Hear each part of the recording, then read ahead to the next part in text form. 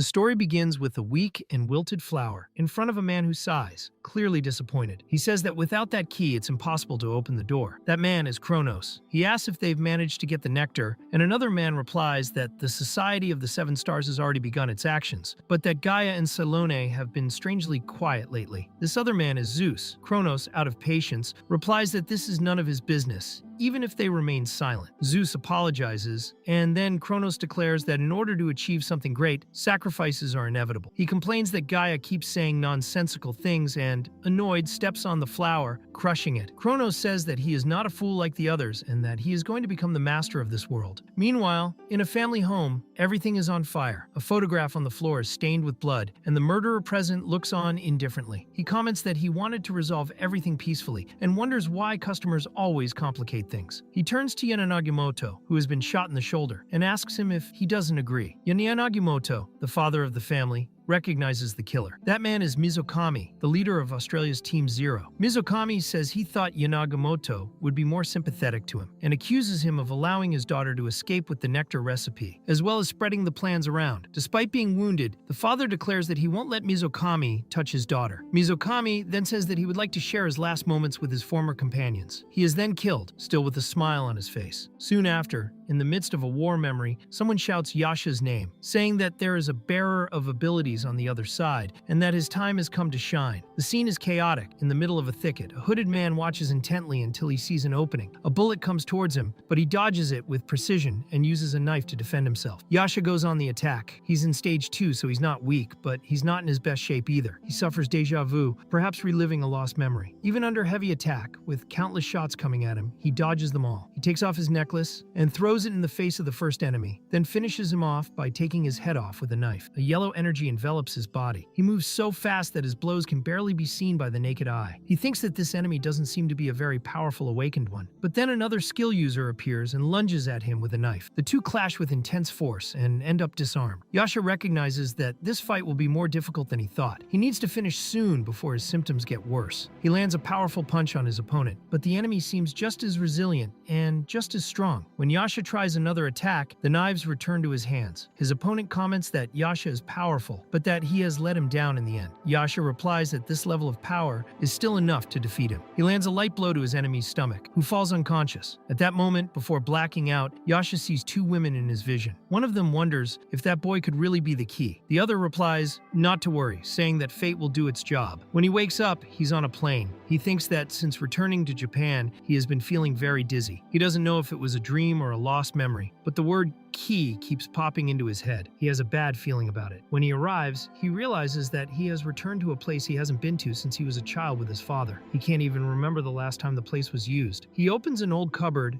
and finds a small bag. The atmosphere has a strange aura, as if something is wrong. He takes his cell phone out of the bag and thinks that his parents must be worried. He wonders if the phone still works. When he turns it on, it answers. The first message is an alert saying that his uncle's company is in serious trouble. Soon afterwards, several bad messages began to arrive. Reading them, Yasha received the news that his uncle and aunt had died. In addition, May, his cousin whom he had always treated like a sister, was missing. The messages expressed deep condolences. They said that no one else in the family had been located, and that the bodies could not be released until he appeared in person. Chiho Yanagimoto and Eriko Yanagimoto were dead. Seeing all this, Yasha was completely destroyed inside. Later, he showed up to pay tribute to them, but he was far from at peace. All the hatred he had been building up exploded at that moment. He swore that he would find whoever had done this and kill them. It said that on bad days, there's not much you can do. As the new day began, things started to go wrong for Aoi Miyahara, a reporter who was racing against time to deliver an article. In such a rush, she hadn't even bought her bus ticket properly. She was trying to buy it as she made her way to the Tokyo highway. All the seats for the weekend were already sold out, but she was lucky enough to get the last one. On the other hand, she was very unlucky, as she was seated next to a man who looked like a beggar. He was strange, stinking of alcohol, with dirty clothes and a stain on his seat. He seemed to have been drunk since the night before, and the smell was unbearable. Aoi put on her headphones, hoping that some music would distract her from the unpleasant situation. She thought her day had been bad since early morning, but she didn't expect it to get any worse. In the blink of an eye, she woke up startled, with her headphones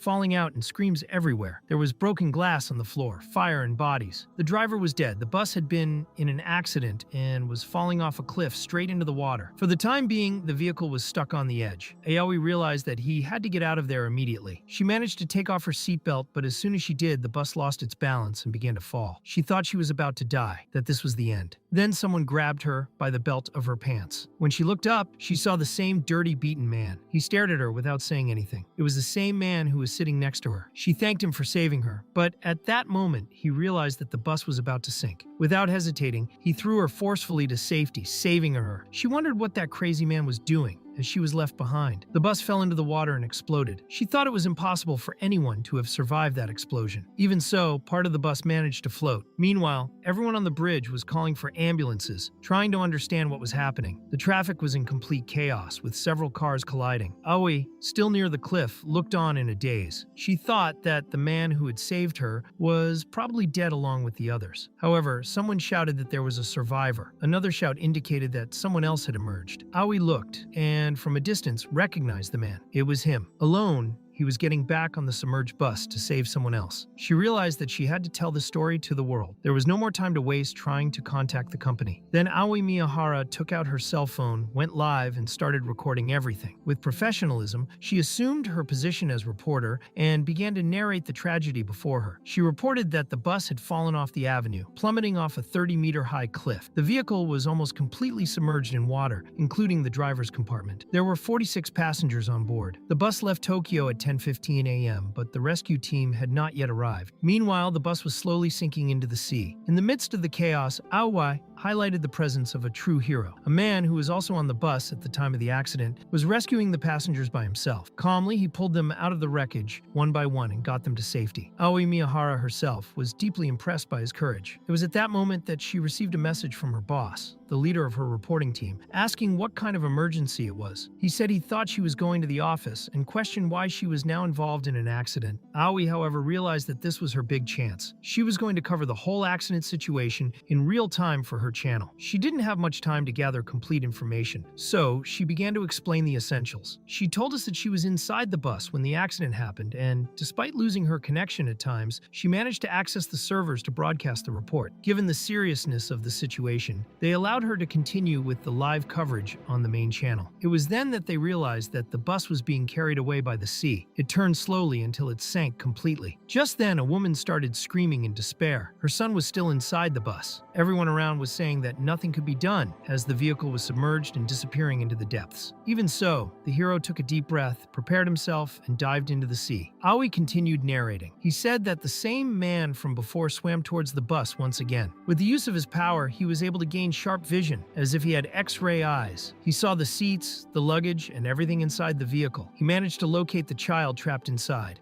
With a simple wave of his hand, he pushed aside all the obstacles in the way, reached the child, and carefully picked her up. But when he tried to get out of the bus, he noticed that it was sinking even further, making it difficult for him to escape. Aoi Miyahara, who continued to watch everything from the edge of the cliff, remained silent, wondering if the hero had died, trapped inside the bus. He thought that perhaps he hadn't managed to escape. Then an explosion occurred underwater. Pieces of the bus and jets of water were thrown everywhere. The child's mother was desperate, crying and trying to run towards the sea. She wanted to see her son, but to everyone's surprise, the man emerged from the water. He was standing up, intact, and carrying the child in his arms. The mother, speechless, ran up to him and hugged him, overwhelmed. She couldn't express her gratitude. The hero stood there, firm, while Aoi Miyahara spoke on the broadcast about how the man had risked his life to save all the passengers. She reported that the boy had returned to his family, and that the emergency team was finally arriving with helicopters, cars, and rescue trucks. Aoi finished by saying that a true hero had emerged from that extreme situation, and that, thanks to him, many lives had been saved. From then on, the investigations into the incident would begin. It was then explained that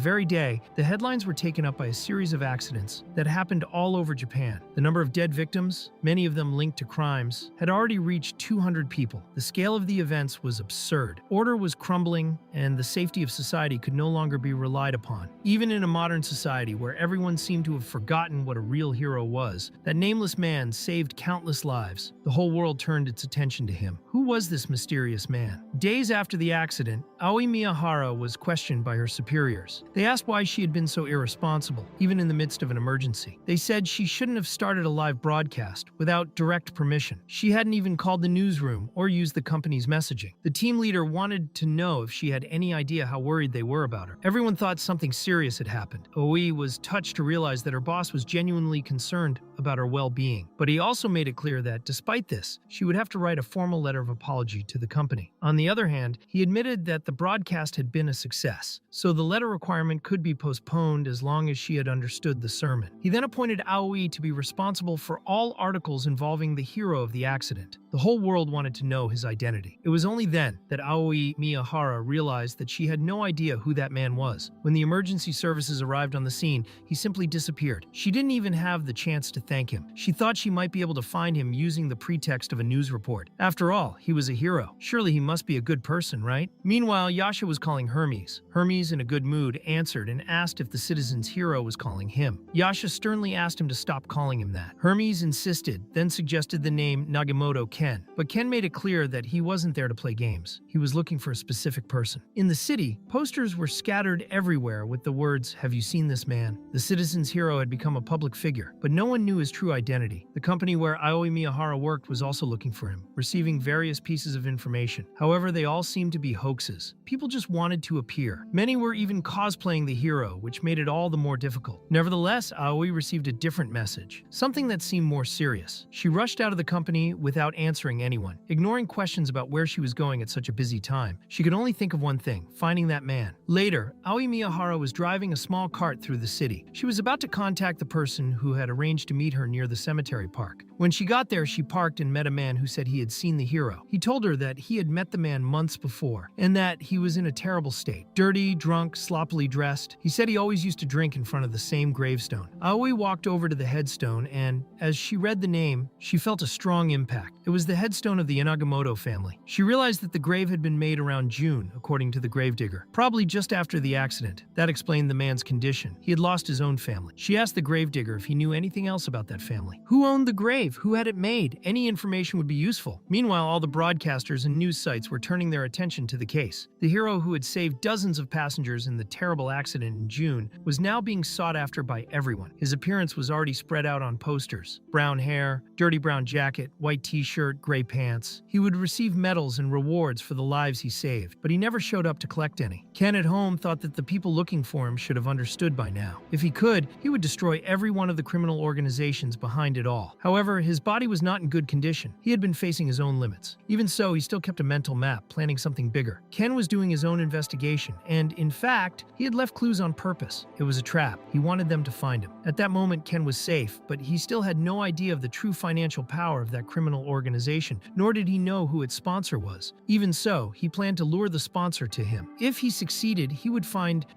clues and evidence about May's disappearance. He remembered that there was something important in the area. As he was walking, he was interrupted by a cry for help. As he turned around, he realized he was in the right place. Several cars were parked in an isolated area, and it didn't look good. He saw armed criminals, drugs, and suitcases full of money. It was clear that something serious was going on. There was a woman kidnapped, and one of the men said he loved women like her. He joked about the situation as if it were fun. He laughed as he showed her an expensive drug he was holding in his hands, saying that she was going to have a great time. But before they could continue, the guard shouted that someone had broken in. Ken emerged, completely drenched by the fine rain. In the background, he saw exactly who he was looking for. He looked at the criminals and said coldly that they were garbage. As far as he was concerned, they were just cowards living off crime. One of the guards angrily questioned what he had said and, without hesitation, punched Ken in the face. While Ken was being beaten up, the others commented that he was just another idiot who had gotten in the way. Some even showed pity,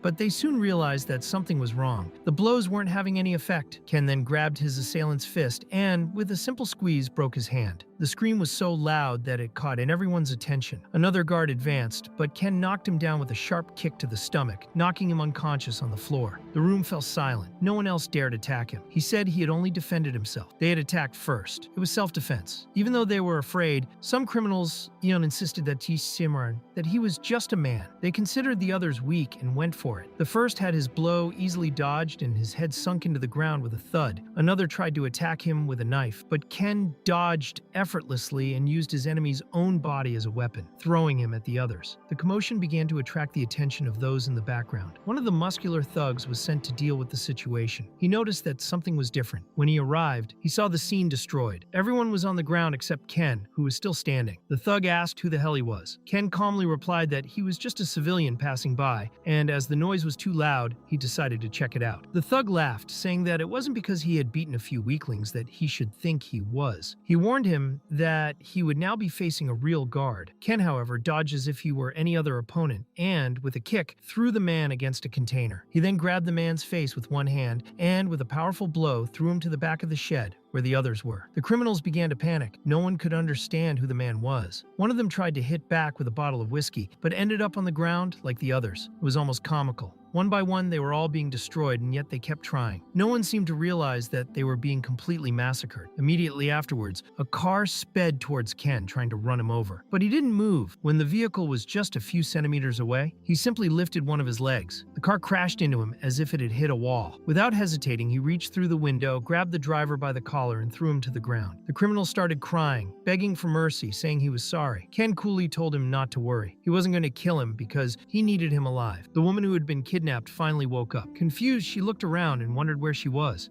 Ken approached her and asked if she had woken up. He asked her to stay quiet next to him because soon everything would be sorted out. The criminal next to her was trembling with fear and didn't have the courage to say a word. Ken asked if it was true, and Yosuke just nodded. Ken then took out his cell phone and confirmed the name, saying that it was Yo Maeda, and Yosuke confirmed that this was correct. Ken wanted to know exactly what his father did, as he thought this information could be useful for his investigation. That's when Yosuke explained that his father was part of the national parliament. Ken understood that everything was connected. He wondered if Yosuke's father knew he was getting involved. Probably not. So Ken called Yosuke's father directly. When the man answered, he asked where his son was and said he knew the time very well, calling it pathetic. Ken then confirmed that he was speaking to Yosuke Maeda's father and told him that he had important information about his son's activities. He told him that he had been caught up with a criminal gang involved in drugs, robberies, kidnapping, and abuse. He said that he had been caught red-handed and that a 10-year prison sentence was inevitable. In addition, he revealed that there was concrete evidence of other charges. Yosuke's father was confused and asked if Ken was from the police. Ken said no, he was just passing on a message.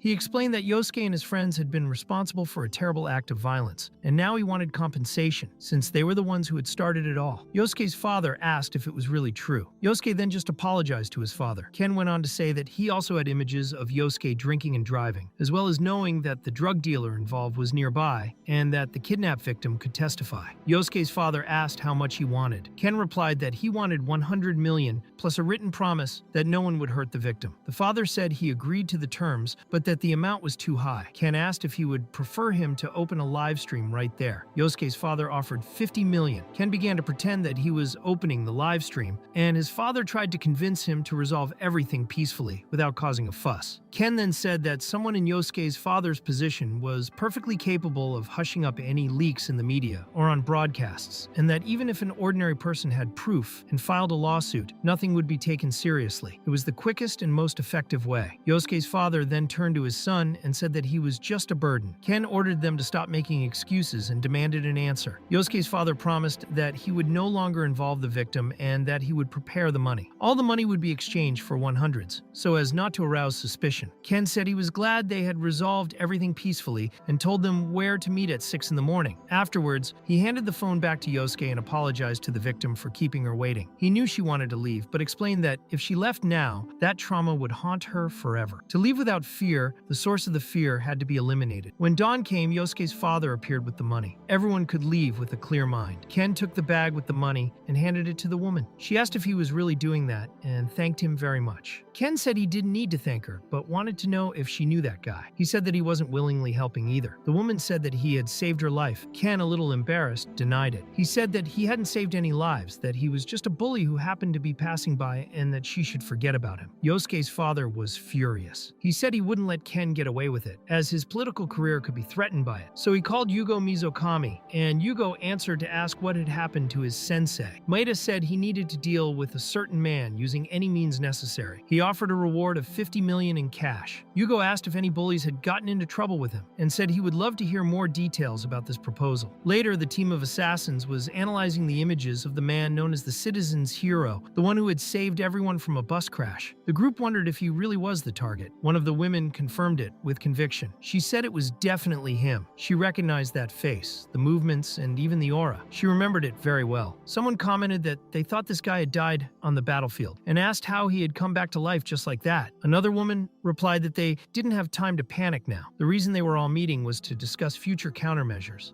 Even so, they stressed that without concrete proof or solid evidence, reporting this would be pointless. In the middle of the meeting, some noticed that Yugo had been on the phone too long. He explained that he had sent someone to take Maeda's place, as apparently his son had gotten involved with some very dangerous people. One of them commented ironically, asking since when the Society of the Seven Stars started looking after children. Another member interrupted the discussion, asking them to return to the main focus. What to do with that man now? No one had any idea what his next move would be. Everyone knew that, knowing this guy's unstable personality, he could contact the Society of the Seven Stars at any time. One woman claimed that he was just an irresponsible nutter, and that he was surely already hiring allies to fight them. Allies as insane as he was. The next morning, sunny and quiet, Ken answered the door and was a little confused to see who it was. It was Aoi Miyahara, the reporter, who said they were finally meeting. Ken asked her how she had found his house, and Aoi replied that she had been there several times, but he wasn't there every time. Ken wanted to know what exactly had brought her there. He said that if it was for an interview, he wasn't interested. Aoi Miyahara denied it. She said it wasn't that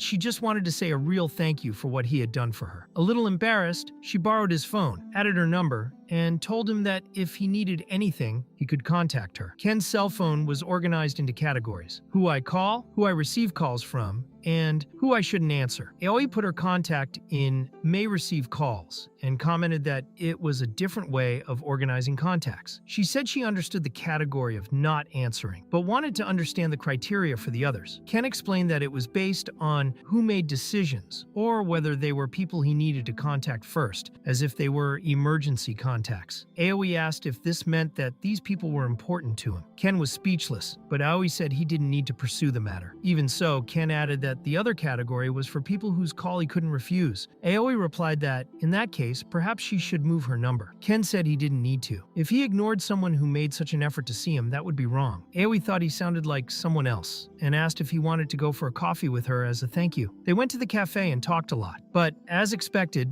Ken was being watched. Some spies commented that he now seemed to be living like an ordinary man, flirting with a girl in a cafe, something that didn't suit his style. The meeting lasted until the evening. Aoi said she would contact him again. He thought they had gone out together, had coffee, and even taken a walk. That's when he realized that it had practically been a date. He ended up hitting his head on the window of the Uber while Ken, just watching, already felt something strange. He realized he was being watched. Then the men appeared. They said they weren't suspects, just agents from an investigative organization. One of them handed over his card and introduced himself as Keisuke Ryeda. He explained that they had received a report about a possible attack on students and asked for Ken's cooperation. He replied that this was horrible and that, of course, he would cooperate. Later, talking about the case, Keisuke said that it was a heinous crime. Students had been brutally attacked. Ken commented that maybe they deserved it. Maybe they were using money to pretend to be victims. Keisuke said he had good news and bad news. The good news was that their client had instructed that the perpetrator not be killed. That was good news. Then he pulled out his gun and said that the bad news was that Ken annoyed him deeply. Ken asked to ask just one last question. Keisuke replied that it could be his last words. Ken wanted to know if he had already reported it to the client who had captured him. Keisuke replied that he hadn't, that he wouldn't until he had killed him. Ken then commented that this was very convenient. He then used his powers. Keisuke realized that something was about to happen and fired several shots, but Ken easily dodged them all. He approached his enemy as if it were nothing, dodged another blow, grabbed Keisuke by the collar and threw him hard. The other two agents were paralyzed. They pulled out small knives but failed miserably when they came at him. The first had his attack deflected and was kneed in the stomach. Ken grabbed the knife from his hand and threw it at the second. The cut was a graze on his face, but enough to panic him and make him fall to his knees. Ken said he had good news and bad news. The good news was that they weren't going to die. The bad news was that they weren't going to die. He cocked the gun and started counting. He said 3, then 2, then 1. He asked if they really weren't going to answer, accusing them of trying to buy time. He said that wouldn't work. He approached the man with the cut face and asked if he was deaf. He was ready to blow his head off. The man tried to roll away, but Ken shot him straight in the ear. He said that now he had a good reason not to listen properly. Keisuke, hurt and desperate, said he never wanted to see him again, that Ken could keep all the pay from the job, or even more if he wanted. Ken made it clear, yet he didn't want to be misunderstood. He wasn't there for the money. What he really wanted was Keisuke's cell phone. He wanted the contact details and all the information of the person who had hired the service. Keisuke offered anything in return, even double the reward, but Ken said he still didn't understand the situation. Keisuke asked if he already knew who the client was. Ken confirmed it. He said it was the Society of the Seven Stars. Keisuke wanted to know if he also knew why he was doing all this. He said the Society of the Seven Stars was something you couldn't face alone. Being their enemy was the same as being an enemy of the state itself. They controlled politics, the media, and had all the money possible. Even the president was just a pawn in their hands. No one could beat them, especially if they faced Yugo Mizukami. Keisuke said that if Ken wanted revenge, he would have to do much more than that. He suggested introducing him to a plastic surgeon to change his face and disappear, but Ken seemed bored with the conversation. He thanked her for her advice, but made it clear that he didn't want to collaborate with people like that. He said that the only choice was to hand over the phone. Otherwise, Keisuke could end up deaf in one ear. And if not his hearing, maybe his eyes. Ken asked him if he wanted his eyes cleaned with a special eye drop that he had prepared himself. Later, Keisuke and his team were fleeing the scene. They were exhausted and injured. They made panicked comments about who the hell that man was. They barely escaped with their lives. But the worst thing was that Ken had stolen all the information. One of the agents, the one with one ear missing, asked what they would do now. Would they tell the Seven Star Society the truth? Keisuke said obviously not. If they told, they would be killed immediately. Another member questioned what they would put in the report, since they had no proof or justification for what had happened. Keisuke replied that the area was controlled by the agency and that, in this day and age, ambushes were common. It was enough to say that they were ambushed right there. His companion's wound would serve as evidence. They asked if there were any witnesses against them. Keisuke coldly replied no. That's because all those witnesses would be eliminated. There would be no one left. That was the rule of the world. The weak are oppressed. The strong dominate. The next morning, in a hospital examination room, the doctor asked if Ken had any chronic illnesses. He said he moved very well for someone with such a body. Ken replied that he had had an illness at school, but wanted to know if it was that bad. The doctor analyzed him and said that, just by looking at his body, he looked like he was in his 60s or 70s. Ken replied that he was often mistaken for older people. The doctor said that this wasn't good, and that if he punched someone, his fist might simply crumble. Ken thought to himself that that detective had been very useful. He had obtained all kinds of information, even the most trivial, and now his evolution was almost complete. His skills were about to reach a new level, just at the moment when he was going to destroy those bastards. He was in that hospital for a reason. It was a place under the control of the Society of the Seven Stars. Now all he had to do was wait for them to fall into his trap. Meanwhile, in a meeting room of the Society of the Seven Stars, a man entered carrying documents. He said it was time for the meeting and asked where the others were. They said that Yugo was busy answering a call. The SAC agent was in crisis, as her trauma had returned. Kazuki had left to finish a report. They commented that the meeting was more like a school activity, where no one really attended. One of them said that they were making a lot of fuss over just one man. The man who entered the meeting room was there to discuss Ken Yanagamoto. He told them that he had had a checkup at the hospital that morning, and when they saw the results, they were completely shocked. According to the tests, Ken was considered a critical patient. They commented that he was probably very weak from the recent battles and the bus accident. Taking advantage of this opportunity, they said that this was the ideal time to attack. The problem was confirming their location, but they were soon informed that this had already been resolved. Ken was planning to go back to university. One of the women commented that this was now more like a college assignment than a school problem. She wondered if the Society of the Seven Stars also had contacts within that academy, because getting into trouble there could mean death. And if Ken really was an agent of a suspicious organization,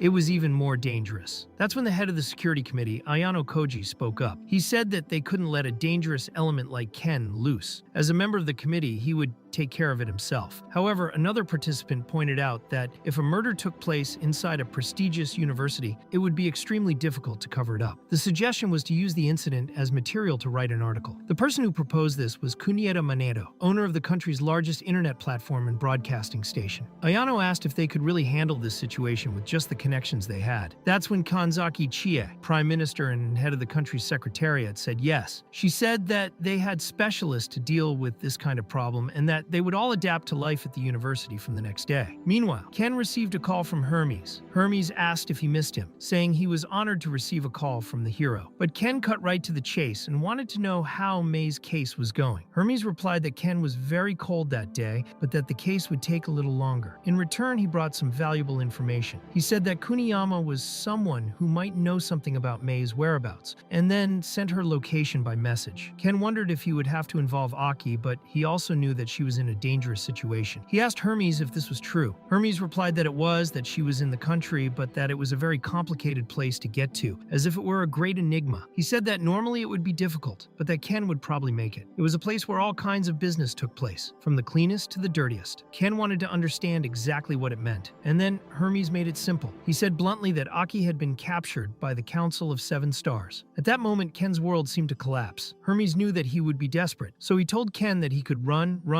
until he lost his breath if he really wanted to change his fate. Meanwhile, they informed Yugo that they had lost Ken's location. Yugo replied that it looked like they had been ambushed by another team, but that he was busy at the moment. He said that he would recruit better people. He commented that if Ken died in an accident, then he wouldn't need bodyguards anymore, right? Yugo was in league with Maeda Yoshinori. Angry, he said that he hated people who didn't know their place. Every time he remembered that thing that tried to escape, his whole body filled with rage. And what's more, now a man who should be dead was reappearing. If everyone had simply kept quiet and stayed out of the way, none of this would be happening. He took all the drink and poured it over the head of a woman in the room. He said with contempt that the only person who could resolve the situation was completely useless. He even suggested cutting out her tongue. He said that if she still had her eyes and fingers, maybe she could send some messages. Later, this woman was being escorted to meet Ken. When they met, Ken asked what exactly they were doing there. Aki, on seeing him, asked in surprise if it was really him, Ken, who was there. The criminals became suspicious and wanted to know who this guy was. Ken, with his cold manner, replied that he was just passing through. One of the men smoking asked him if he was drunk or on drugs, and said that if he didn't want to die, he'd better get out of there. The smoker, however, had his lung repaired after the beating he took, because Ken simply hit him so hard that he was probably breathing better now. Ken commented that he loved this kind of thing, drinking until he was sick and then getting into fights. When the security guards realized what was happening and went after Ken, he just smiled and said that was the end of it for them. He grabbed one of the security guards and threw him against a car. Another came at him with a knife, and Ken, looking on with contempt, said that he was too excited. Ken, out of patience, commented that those guys looked drunk. He then punched one of them in the face against the hood of the car and continued to hit him hard on the head. As he did so, he mocked him by saying that drinking and driving, crashing the car, what a bad attitude. He said that the car was so expensive and now it was all smashed up because of them. Then Ken looked at the others and asked if it was true. He said that if they were that drunk, they'd better stay down quietly. That's when Aki came over and commented that it was a bit late, wasn't it? Ken held her hand, apologized, and said that it was all his fault. Aki said that May had fled to another country, trying to escape. She said that she had heard Yugo commenting on this. They were saying that if she tried to flee to the country to the north, Akazan wouldn't let her escape so easily. Yugo, annoyed, complained that the girl was too much trouble, called her a damn brat, and even threatened Aki, saying that if she made any more excuses, she would be useless and would end up dead. Ken thought about it and wondered if it was the Seven-Star Council itself that had killed his parents. He said that, in any case, he needed to make sure that Aki was safe, but Aki replied that, at the moment, that wasn't the priority. He told her that his mother was being held hostage, forced to stay inside a hospital that was under the control of the Seven Stars. Ken replied that he understood, but assured someday he would save her mother too. Aki said it was all right, that her mother would be fine. As long as she was under the control of the Seven Stars, she wouldn't be the target of any other organization. What really worried her at that moment was Ken himself. Ken smiled and commented that it seemed like yesterday that they were playing together. He said that now they had both grown up a lot. Aki then asked what they would do from then on. Ken replied that for the time being, he needed to investigate some things and meet certain people. Then he would probably go back to university. Meanwhile, in the office of the university itself, someone asked if this was really serious. He said that these people were not in a normal state of mind and that this should be taken seriously. That's when Kazuki Kondo, an investigator from the special department, replied replied that he wanted to solve everything before Ken recovered completely. Another employee asked what kind of person Kazuki planned to send. He replied that he would send 2 ability users. They then asked what the chances were of them awakening powers. Kazuki said that it wasn't impossible, but that, unfortunately, the chances weren't very high. Early the next morning at the university, someone was surprised to see Ken and said they thought he was dead. Ken ironically thanked them for the shout-out and said that all that nostalgia was over right then and there. The boy wanted to know where he had been for the last 5 years. Ken replied that he had been studying abroad and had met a few people during that time. Then, a little suspiciously, the boy asked if he had done anything illegal. Ken, in thought, admitted that perhaps extortion was one of those things, but out loud he replied that no, he hadn't done anything like that. And changing the subject, he asked who those people at the university were. The boy explained that they were people from the neighboring country to the north. Ken asked why they were acting like mafias inside the university. The boy replied that if it was just a pretense, it would be fine, but recently the international situation regarding Japan has become much more complicated. The new generation of energy, called Gomu, which replaced oil, allowed humans to overcome their own limits and awaken abilities. Japan was therefore trying to rapidly increase the number of awakened people. On the surface, it looked like an exchange and investment program, but in reality it was espionage. The boy explained that it worked like mafias operating within the university. There were the mafias from the northern country called Paradise, the Pure Flow gang from the eastern country, and the Hanryo gang, which was from Japan itself. The rules between these gangs were simple. If there were arguments, conflicts, or any disagreement, everything was resolved through arbitrary duels. For the time being, there is a committee to look after the students themselves, but it has somewhat arbitrary authority, and in short, no power over these gangs. Ken thought it was a waste of time, until one of the guys told him he was in front and told him to get out. Only of course, Ken didn't get out. Just then, another guy, probably from another gang, stood in front of the big guy. The big guy asked him if he was Hanryo and told him to get out of the way and shut up. The Hanryo kid held his fist and replied that he didn't like childish pranks. Suddenly, a woman interrupted, saying that enough was enough and asked if Hanryo was trying to pick a fight with them. The guy then realized who she was. That woman was Jang Chiutsia from the Paradise gang. At that moment, he also realized that Ken was standing there and commented that he didn't seem to care about himself at all. Ken pointed to himself, a little confused, not understanding why. Jang Chiutsia then said that he was nothing. He was basically a piece of trash who could be watched being eaten alive at that school. Ken's friend commented that this was always the case there. Ken thought that this university had changed a lot since before. Suddenly, a student came running up, very worried, asking if everything was all right, and if this wouldn't have happened if he hadn't been late. This student was Yori Tachibana, the chairman of the Student Self-Discipline Committee. The teacher replied that everything was fine, that he didn't need to worry, but Tachibana felt a bit bad about having to show this side of himself in front of the teacher. They explained that this was the committee's current situation. It had become an organization in name only, because it no longer served any purpose. Even so, Tachibana said that there were still people who trusted them, and he said this looking at Counselor Yamamoto. Meanwhile, Ken said that yes, they will do their best, but he was very confused by this situation and asked what that meant. Tachibana was surprised and asked if Sawayama had explained anything to him. Ken became very angry. Tachibana replied that he didn't know that Sawayama was going to bring in a good person as an advisor, only that Sawayama himself said that he would find out soon. Ken asked how he dared to deceive him like that, but he ended up accepting his position because he didn't have much choice. Even so, he wondered if Tachibana was sure that he was different from these gang members, or if he too was going to take advantage of the authority he would receive. Tachibana replied firmly that they were going to change the school. Ken then said that if that was the case, he had nothing more to say. Tachibana assured him that they would definitely change. He said that they would regain the authority of the committee, even if they had to use the advisor as an impetus. They would make this school, which was cursed and rotten, a place that everyone could be proud of. Later in the evening, the three of them were together, enjoying the stars and a few drinks. Ken commented that Tachibana had good charisma. Tachibana replied that the most important thing in a president is alcohol tolerance. Ken agreed with this and thought it was funny, but then Tachibana wanted to ask a question. He had heard that Ken was close to K and asked how exactly he knew this K. Apparently, this K was known for being quite scary. At that moment, Ken remembered the times he had beaten everyone up and wondered if these people really liked humiliating the weak, making others feel pathetic and ashamed. He said that just the thought of being around people like that made him feel disgusted. arrested. It was at that moment that Ken realized that the guy was about to get up, but he was trembling with fear. Kay wondered if he was feeling the same feeling he had felt in the past. It wasn't just any symptom, it was as if the body and soul were being split in half. That was the process of evolution. Ken said that from the first time he saw this kind of situation, he always recognized it and that he would protect him until his evolution process was over, making sure that no one got close to him. But he made it clear that once the process was over, he would be on his own. At that moment, he realized that it was very nostalgic. He thought that maybe it wasn't exactly the same person, but a feeling of something new emerging. He remembered that Ken had also gone through the same process of evolution and found it strange how quickly he had healed back then. He thought that perhaps Ken was already at a much higher stage than he was. In the office,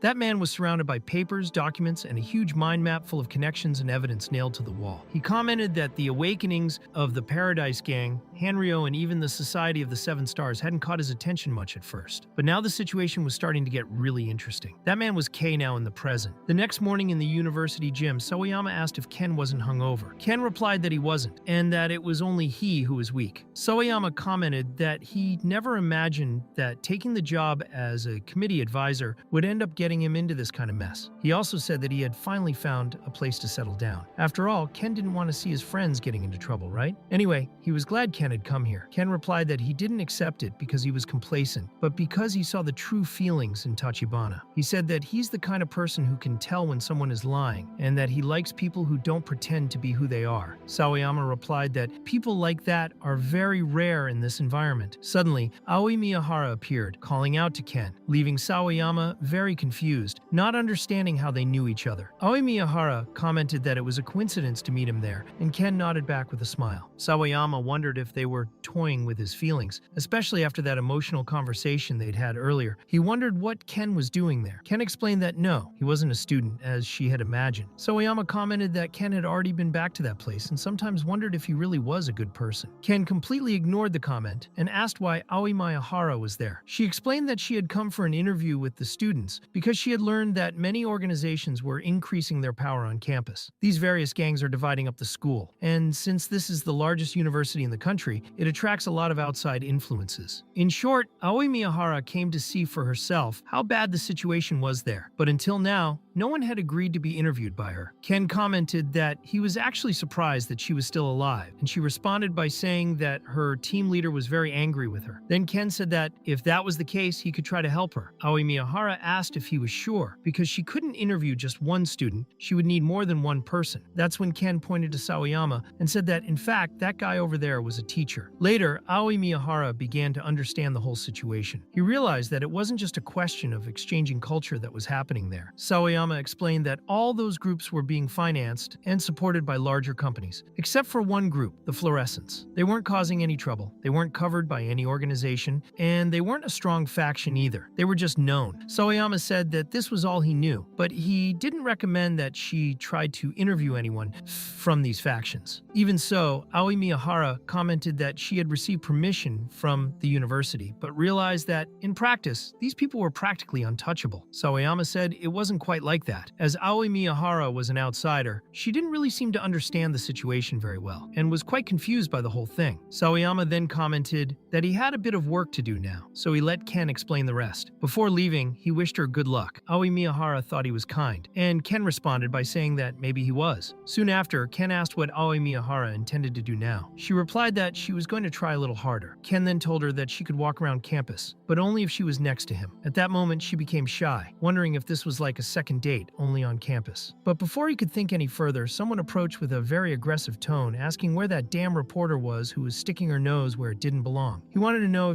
if she was, by any chance, messing with the student committee. Ken made it clear that she wasn't from the university. Only the guy countered by saying that because she was from outside, she was the same thing as a pest to them. When the man tried to attack, Ken reacted quickly, pulling Aoi Miyahara up and dodging the blow. The guy from the gang commented that the school's disciplinary code was in complete chaos, and that the students on the committee could only watch everything happen, as usual. He also asked if they were resisting the Paradise Gang. Ken responded by questioning why he should resist. The guy from the gang said that he should have done it from the start. Then Ken explained that the real meaning of resisting was to fight, not to have your rights stolen. With that, he made it clear that he didn't intend to lose his rights to a pathetic guy like that. The man got angry and asked what he meant by that. It was at that moment that Ken, speaking as the committee's spokesman, declared that he was starting a duel against the Paradise Gang and that the best thing that guy could do was try to resist. Meanwhile, Tachibana was walking around the campus, taking notes and reflecting. He was writing about Yanagimato Ken, Professor Sawayama's friend, who had suddenly become a counselor. He thought that, although his grades at that school hadn't been very good, he seemed like a decent person. And then he wondered if he could really come to that conclusion that easily. Suddenly, someone came running, calling for Tachibana, saying he had a serious problem. He said that the new advisor was dueling against the Paradise Gang. Tachibana was shocked and asked what that meant. When he got there was already a crowd gathered in a circle. Ken was ready to beat the crap out of the gang, while he, holding a stick, asked what the conditions of the duel would be. Ken was thinking of something very good. Maybe the Paradise Gang would even disband if he won that fight. The Paradise guy replied by saying that there was a limit to that kind of bet. Only Ken made it clear that he wasn't joking, he was serious. The Paradise guy then asked what would happen if he won. It was at this point that Tachibana appeared, saying that Mr. Yanagimato Ken had shown up at the university yesterday. He commented that he didn't really understand the rules of a duel. Zhang Chuxia, who was obviously there to watch, looked at Tachibana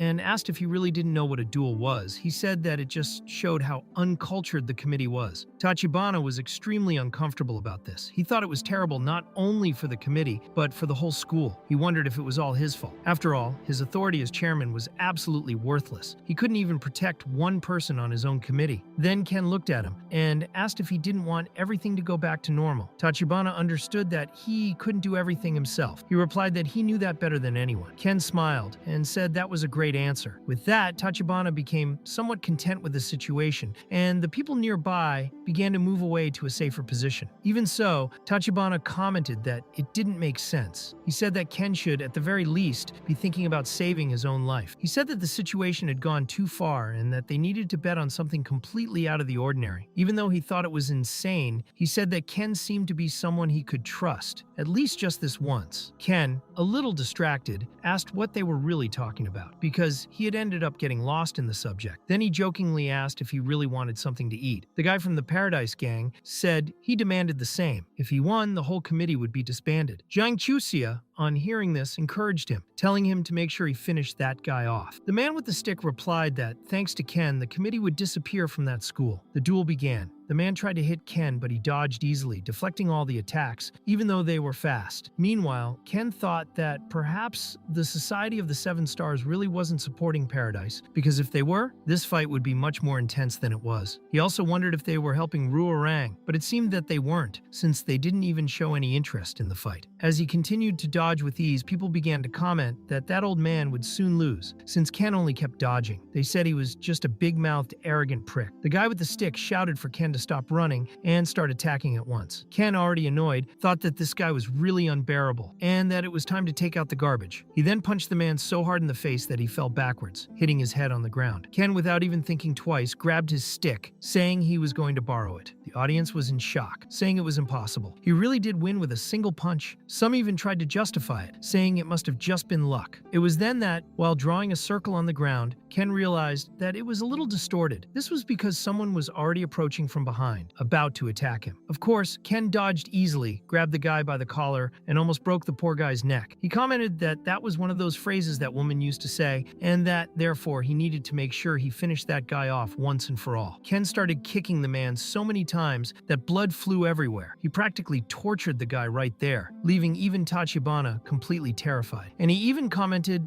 that he was only doing what Zhang Chuxia had told him to, right? He wondered if that was enough, while he was completely bathed in the enemy's blood. Zhang Chuxia, looking at that scene, said that he was a damn arrogant man. Ken then wrote the number 1 on the floor and was about to write 2 when he stopped and started counting. 2, 4, 6, 8. Then he looked at Tachibana and asked if he was still there. Tachibana said yes, and wanted to know why he was asking. Ken asked if it was possible for several people to take part in the duel, i.e. one against many. Tachibana replied that yes, the challenger himself decides the number of participants. Then Ken said that there would be no limit. He said that, in fact, he was just warming up until now, and with a smile he declared that whoever wanted to fight, let the line start right there. At the same moment, everyone from the Paradise Gang went after him. The first one shouted to send him straight to hell. Ken, without even flinching, blocked the kick and responded by asking how he could dare speak to his master like that. Ken broke the madman's leg with just one squeeze, and as they came, everyone was beaten up. Battens to the face, kicks to the stomach, punches to the mouth.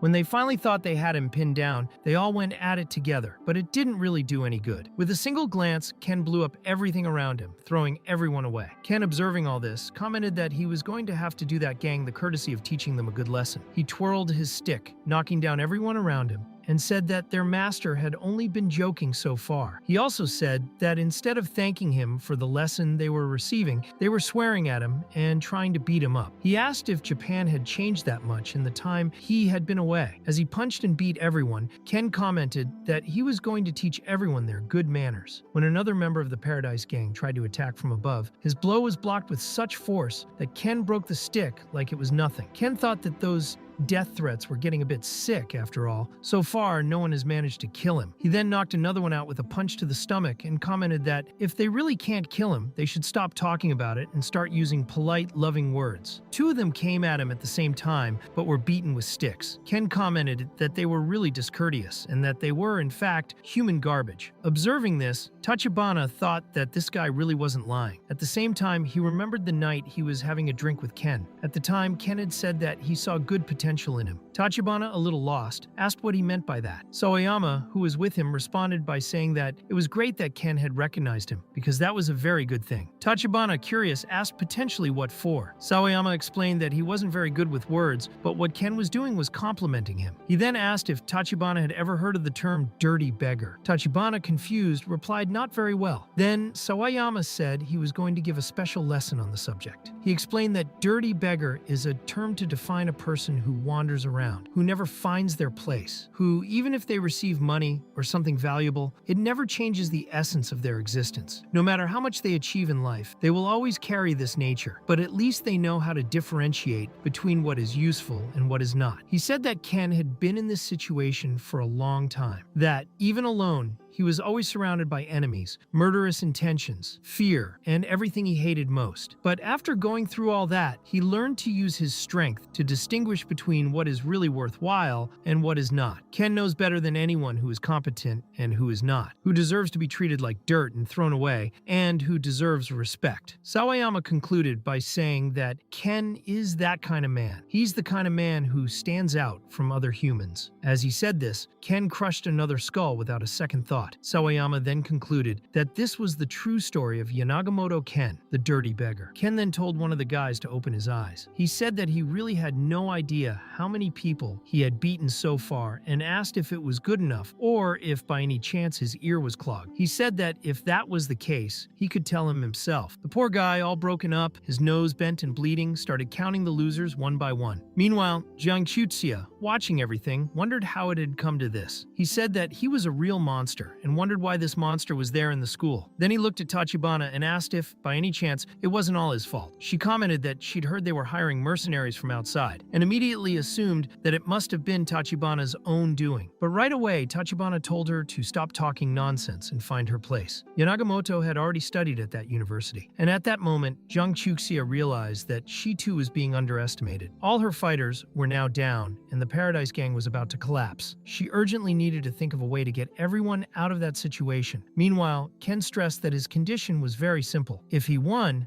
Paradise would be officially dissolved. Jiang Chutsia, even seeing the critical situation, thought she would never admit defeat. It was then that she called for Wei Zilong and ordered him to use his sword. She said she would take full responsibility. Wei Zilong immediately replied that, as she commanded, he would obey. After the last guy had finished counting, Ken wrote down the exact number of losers on the floor with his stick, 182 people. Then he looked at Wei Zilong and commented that he had arrived a little too late because now he would have to start counting again. Wei Zilong replied that it would be rude of him not to prepare properly to face his master. Ken, with a provocative smile, replied by asking if preparing was just that. At the same moment, Wei Zilong quickly drew his sword and struck a blow against Ken's staff, which held the attack without any effort. Then Ken, staring at him, asked if that was really all his preparation, if that was all he had to offer. Wei Zilong, already backing away, was confused and wondered what had just happened. Even so, he tried to stand his ground and said that Ken's presence was nothing special. But at the same moment, Ken responded by asking, if his presence was nothing, then what was Wei Zilong's? A crumb? He went on to say that he didn't even need need a baton anymore. He could come straight over. Ken said that what was happening was called justice. Wei Zilong, furious, replied that Ken was all arrogant just because he'd beaten some trash and that now things were going to get interesting. He lunged forward, shouting that he was going to rip Ken's tongue out, but Ken obviously dodged all the attacks of that fast blade. Wei Zilong realized right away that he was nowhere near as fast as Ken, and even when he managed to land a clean blow, Ken blocked it. But even though he blocked, the impact was so absurd that Wei Zilong spat blood and was thrown far away. He barely managed to hold himself up by driving his sword into the ground and, trembling, wondered what kind of absurd power that was. Ken, looking at him, asked if he wanted some time to rest. Maybe have a drink of water, who knows. Wei Zilong, furious, said no, that he wasn't going to go back on his word. He admitted that he had underestimated the committee, but now he was going to take this fight seriously. It was then that, activating his ability, Wei Zilong disappeared in the blink of an eye, appearing behind Ken with insane speed. Wei Zilong thought that, with this speed, there was no way Ken could defend himself. He changed the stance of his sword to a piercing blow, aiming directly at Ken, and vowed that he would regret it for the rest of his life. That is, of course, if he had a life after that. When Ken turned around, a huge explosion of shock occurred. Everyone watching could barely keep up with what was happening because it was all too fast. As soon as the smoke cleared, everyone was shocked to see that Ken had simply blocked the blade using his bare hands. Wei Zilong, terrified, thought it was simply impossible. He didn't dodge. He blocked with his hands. Even though he knew Ken was fast, he never imagined he would be this fast. It even looked like he was fighting a child. Ken, looking straight into his eyes, asked if this really was his maximum power. Wei Zilong, trembling, realized that he could barely move his own sword now. He was completely overwhelmed. Ken then commented that his junior really wasn't joking, looking at him with that sharp smile. He said that if that was the case, he'd stop joking now too, since he was dealing with a gentleman, wasn't he? At the same moment, Ken appeared behind Wei Zilong, saying that it was time to teach his junior a lesson. Wei Zilong, no matter how hard he tried to keep up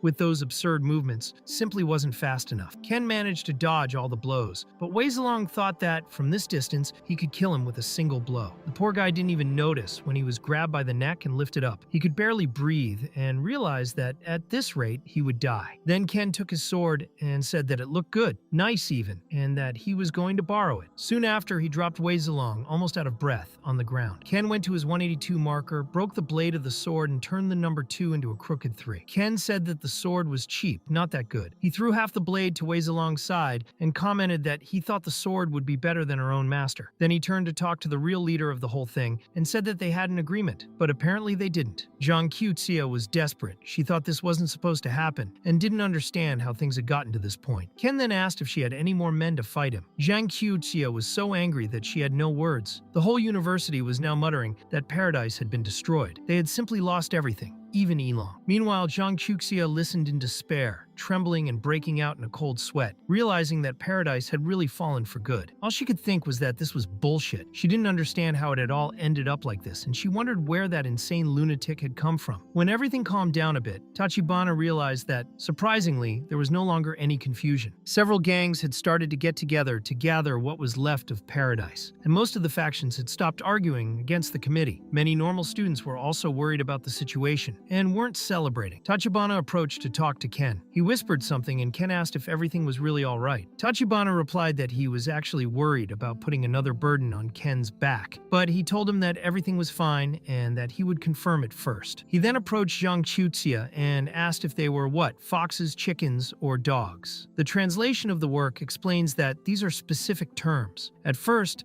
Zhang Qiuxia replied that she had never underestimated the power of a tiger, which apparently meant that she was recognizing and respecting someone stronger and more authoritative than herself. In the second term, she said that she wanted to get food for her family, which means that she has a high position within her faction. Ken realized that she didn't seem to be lying, so he told everyone that he would go back on his word and would no longer dissolve Paraiso. But he made it clear that any hyena who tried to take advantage of the fall of Paraiso to bring down the committee or throw everything at the students and civilians should get ready, because he would spare no one. Everyone celebrated. They finally felt free. People began to comment that they no longer needed to be afraid of the factions. Yaoi was recording all this and thought that if the factions were really dissolved, ordinary people would end up suffering even more oppression. Apparently, Tachibana had thought much further ahead. He wasn't president for nothing. He also thought that it was good to have Ken on his side, because if he were an enemy, it would be a disaster. Zhang Qiuxia thanked him with a fake smile, but Ken made it clear that the conversation wasn't over. He explained that he had only changed the topic and the demand. He said that she should get down on her knees and apologize to the whole school. Only then would the conversation really be over. Zhang Chuxia thought that, back home, that would be the same as opening one's guard completely. So Ken said that if she didn't like this condition, she could fight him. But he also made it clear that he was sure she was no more powerful than her own subordinates. Zhang Chuxia wondered if that was all he needed to do. Then he took a deep breath, knelt down and apologized for everything that had happened, and for everything he had done. Ken said that Zhang Chuxia was only saved because of Tachibana, and asked her to keep that in mind. Zhang Chuxia replied that she knew that. Ken asked if she really knew, and Zhang Chuxia, almost crying, confirmed it and thanked him. Ken thought that, if it wasn't Paradise, it was probably Hwarang, who also looked very suspicious. They were probably looking at him like that because he won so easily. Ken thought that in order to attract the Hwarang's attention discreetly, he needed to set a trap. It was then that another person approached, looking for a duel. She introduced herself as Ishida Nanami, the Pure Mist representative, and said that she couldn't obey the committee without making an effort. That's why she was challenging the committee to a one-on-one duel. Ken realized that he could use this to his advantage, and asked what her demand was. Ishida replied that if he lost, he would obey the committee. Ken thought this was great, and asked what would happen if he lost. Ishida replied that he didn't care, as he had only come to demonstrate their strength. She then prepared herself, drew her sword, and struck a blow so fast that almost no one could see it. She tried to cut off Ken's ear, but only managed to pull out a strand of hair. Ken realized that their region seemed to be going through a calamity, and thought that, even so, she was quite talented. Immediately afterwards, Ishida said they could call it a night, as he considered the fight pointless. Her sword was cracked just from trying to hit Ken's ear, and she commented that it felt like it had hit a wall. Ken laughed, saying that she would make a good hairdresser, and asked if there was anyone else who wanted to duel. He said that he needed to rest for a while, because it was really tiring for him to fight awakened people who, in the end, were just a fake. However, a guy from Hwarang attacked Ken directly, saying that he shouldn't rest yet. Another member added that if he wanted to rest so badly, they could help him do it forever. Ishida was surprised and wondered if Hwarang really had that kind of person. Ken then asked if they were from the Society of the Seven Stars, but before one of them could answer, another interrupted him and declared that they were challenging Ken to a duel as members of Hwarang. Ken simply replied that it was over. The script explains that in the 1990s, when the 20th century was about to end, some special individuals with supernatural abilities emerged among many people. These individuals were called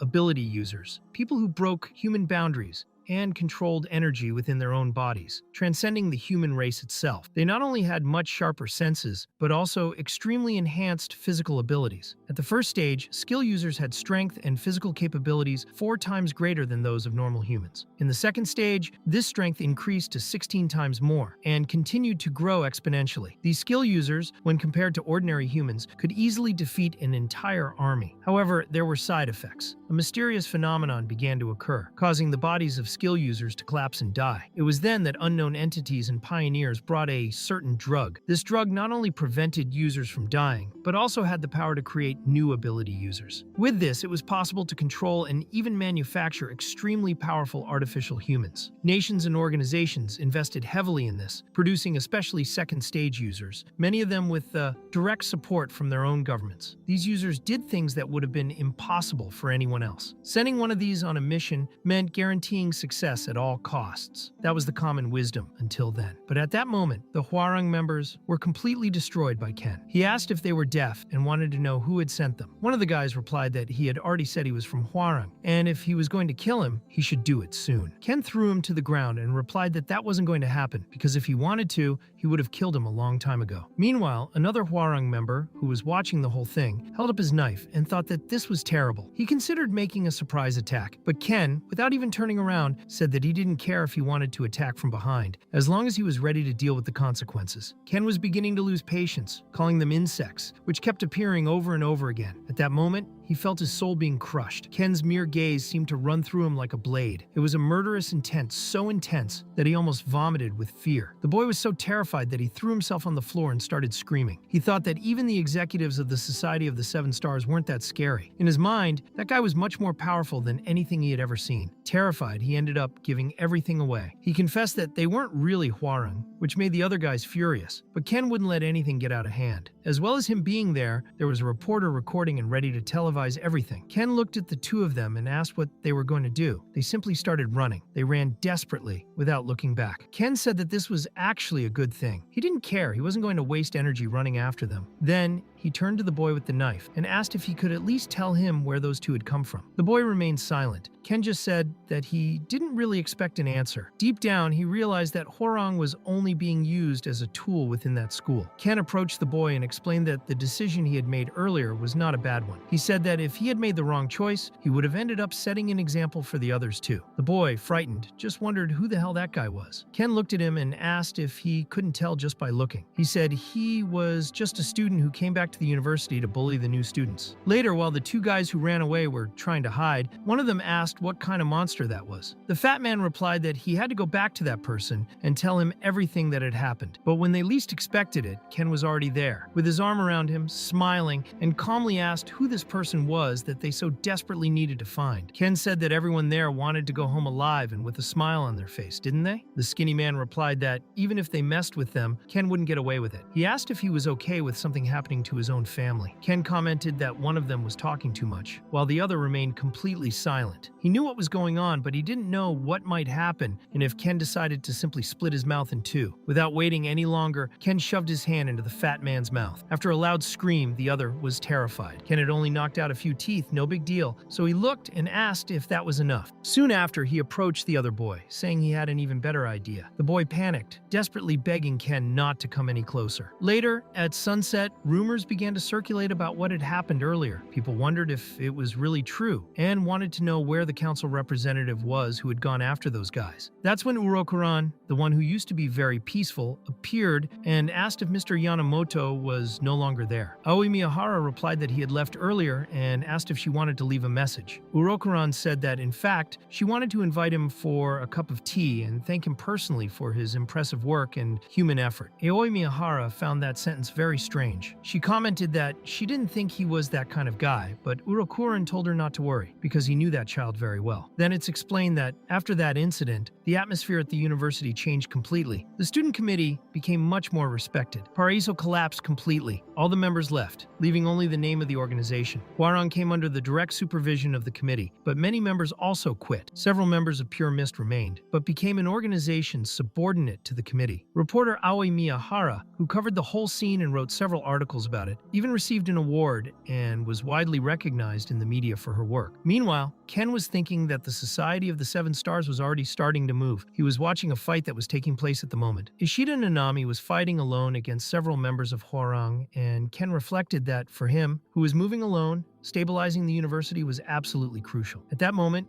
everyone came at Ishida, but she easily blocked every blow. When one of her opponents appeared from behind, she was hit by a katana that was still in its sheath. As she prepared to draw her sword, Ken appeared, telling her that she shouldn't draw her sword so irresponsibly. Ishida took a deep breath, apologized, and put the sword back. Ken thought that order was really being restored there. At least for the time being, factions would no longer be a problem for the university. He also reflected that, as things stood, Ishida could easily be one of the 5 strongest in terms of power within the university. Ishida commented that at some point in the past, she had been very arrogant because of her own strength. She said that in the midst of the calamity they were experiencing, she had heard that a key person would be needed. She had always believed that this key person would be her. Ken was curious and wondered what exactly she meant by key. Then he looked directly at her and asked what it really meant. But Urokuran showed up to interrupt the conversation, asking if Ken wouldn't mind having tea with her. Later, they were indeed there having tea. Ken thought that, frankly, he didn't want to meet this person. Urokuran commented that he didn't know it was so difficult to invite him to tea. He said that whenever he tried to talk to him, he just ran off to some other corner. Ken turned his head sideways as if on purpose and replied that he was tired of messing with politicians. He asked what she wanted from him. Urokuran replied that he just wanted to have a chat with him. He asked if there was anything wrong with that. After all, he was the hero who saved that university. She also said that when she looked at him, she remembered many things. The cherry blossoms in spring, the sound of cicadas in summer, the orange trees in fall, and the snow falling gently in winter. She commented that all this brought her a feeling of nostalgia and longevity. She said that even though she knew he would return one day, there seemed to be an invisible thread connecting the two of them, a thread of fate that didn't allow them to be apart for so long. Ken told her to stop talking nonsense, but deep down, he realized that he really did feel something a bit similar about her. That tea, strangely enough, tasted exactly like him. There was, in fact, a certain feeling of nostalgia when he was around that woman. But as well as his strange familiarity, he also felt something a little elusive, perhaps even uncomfortable, as if there was something wrong there. Urokuran asked him if he liked the tea. Ken, looking serious, replied by asking what would happen if he said no. Urokuran just smiled and said that he didn't think that was the case. Ken then commented that she seemed to know too much about him, and Urokuran replied that perhaps she knew even more than his own parents. Ken made it clear that he wasn't in the mood for that kind of joke.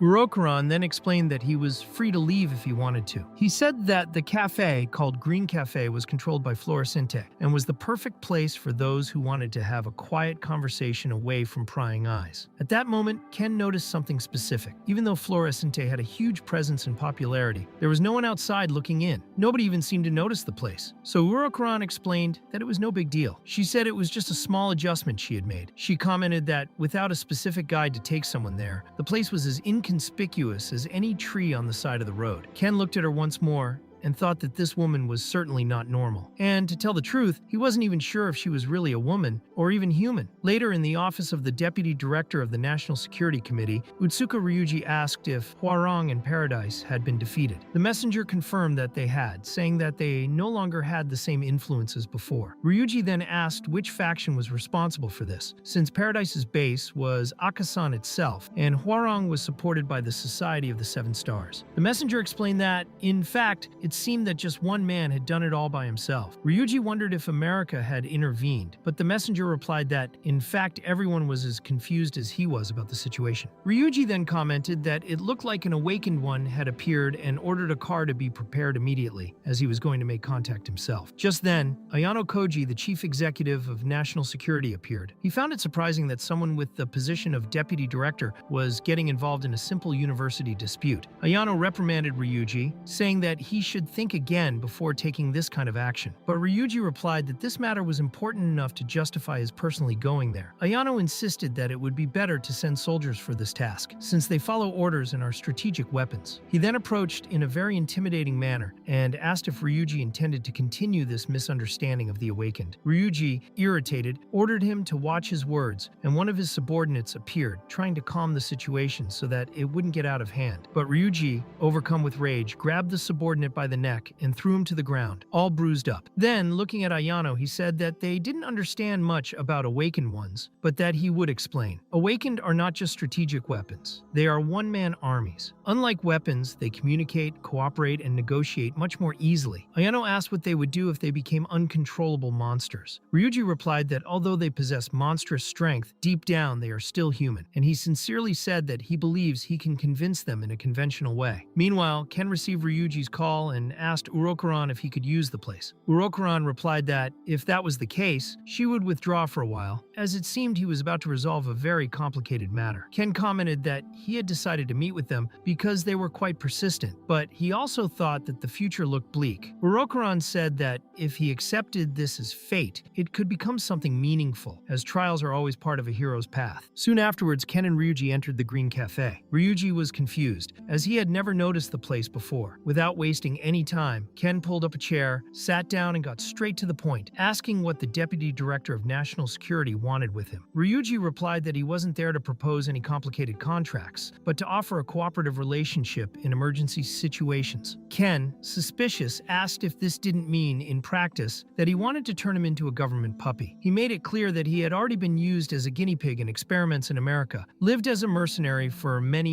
years, and that when he finally managed to return to his country, he received the news that his entire family had died. At the time, the country never reached out to help him. In fact, he was just a puppet of the Society of the Seven Stars. In Ken's view, this contract seemed to be just a way of keeping him under surveillance by the government. He then wondered if there was any reason for him to cooperate with them now. Ryuji, remaining calm, replied that it wasn't a question of helping the country, but of pursuing his own goals. After all, they shared the same enemies. And, of course, they were willing to consider Ken's interests in relation to their own power. Ken said that in order to achieve his goals, he had to break the law. Ryuji replied that their job is to deal with situations like this, treating his actions as an exception. Even so, Ken asked one last question, wanting to know what they would do if one day he became a threat to the country. Ryuji replied that, if that happened, they would have to stop him with whatever means necessary. Ken questioned whether they really thought they could stop him, because in his view, that wouldn't be possible. At that moment, Ryuji felt a murderous intent coming from Ken, something so powerful that it completely overwhelmed him. It was, without a doubt, the greatest greatest power he had ever felt coming from an awakened person. Even so, Ryuji stood his ground and made it clear that what needed to be done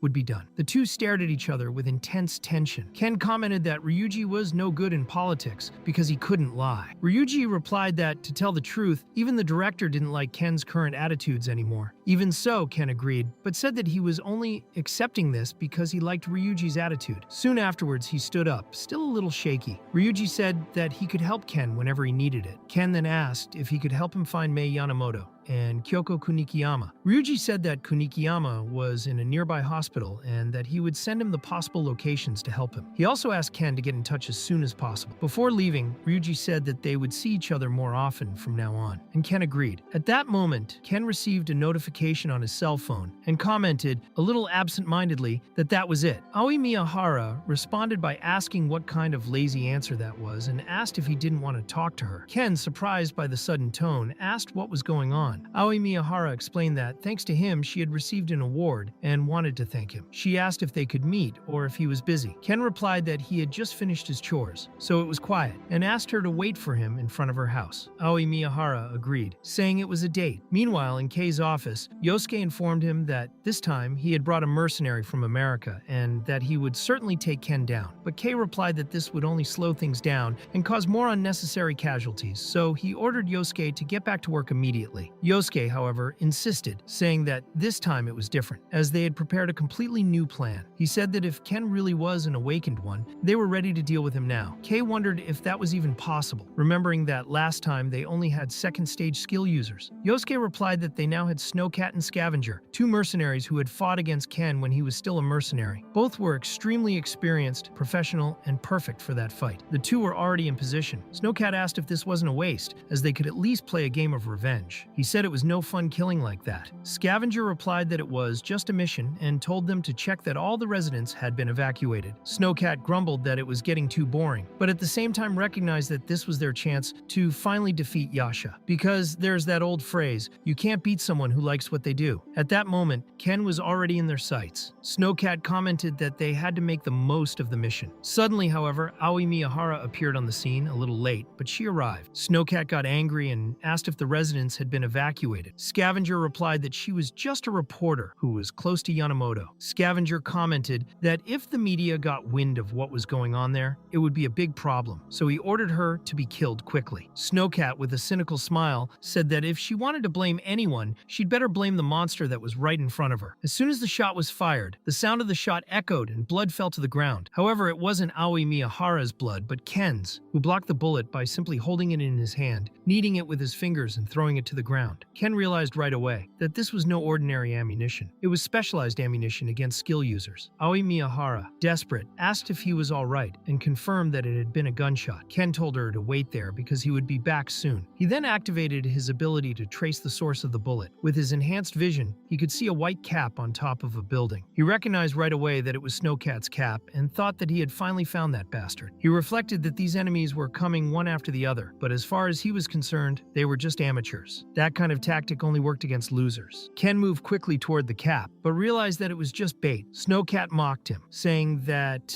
he was always in a hurry, and that's why he fell into the trap. While aiming at Ken, Snowcat teased him, asking if he knew why it was difficult to tame a cat. He explained that it's because whenever someone comes near, the cat runs away scared and then bites. He then shot at Ken, who was in the air. Even so, Ken managed to dodge and was only grazed. Annoyed, he wondered if Snowcat was really that confident. He then went straight for him and punched him straight in the stomach, thinking he should finish him off quickly before he became a bigger problem. Snowcat, cowed, asked for calm and suggested making a deal, saying that whether he lived or died depended on Ken, but that the information he had was worth listening to. Ken, impatient, ordered him to speak soon. Snowcat asked him if he really thought he was alone in that fight. It was then that Ken realized that Aoi Miyahara was alone, without protection. While she was still trying to understand what was happening, wondering if it had really been a gunshot, Scavenger suddenly appeared, grabbed her by the hair, and threw her hard against a wall. He looked into her eyes and commented that for someone to be following Yamamoto, she couldn't be an ordinary person. He also also said that if she wanted to blame anyone for that incident, it was better to blame her own greed. Aoi Miyahara, desperate, asked who he was and ordered him to let her go. But Scavenger, cold, questioned whether Ken had become weak and soft because of her. He said that for his revenge to be perfect, he would have to finish her off right then and there. She quickly realized that she needed to buy time anyway and thought she could use the name of a certain organization to destabilize him. With that, she looked him in the eye and said that he was bringing feelings into the fight, wasn't he? Then he said that the Society of the Seven Stars wouldn't like that at all. Scavenger was surprised, wondering how a simple reporter knew about this, but quickly got angry and told her to shut up, telling her not to talk nonsense. Before he could strike her, Scavenger felt an absurd pressure in his body. It was as if she was receiving the direct gaze of death. Her whole body was paralyzed. Even so, he had a countermeasure ready. He bit and popped a capsule that was hidden inside his mouth. Instantly, his aura became much stronger. It was a drug that dramatically increased his strength for a short time. Luckily,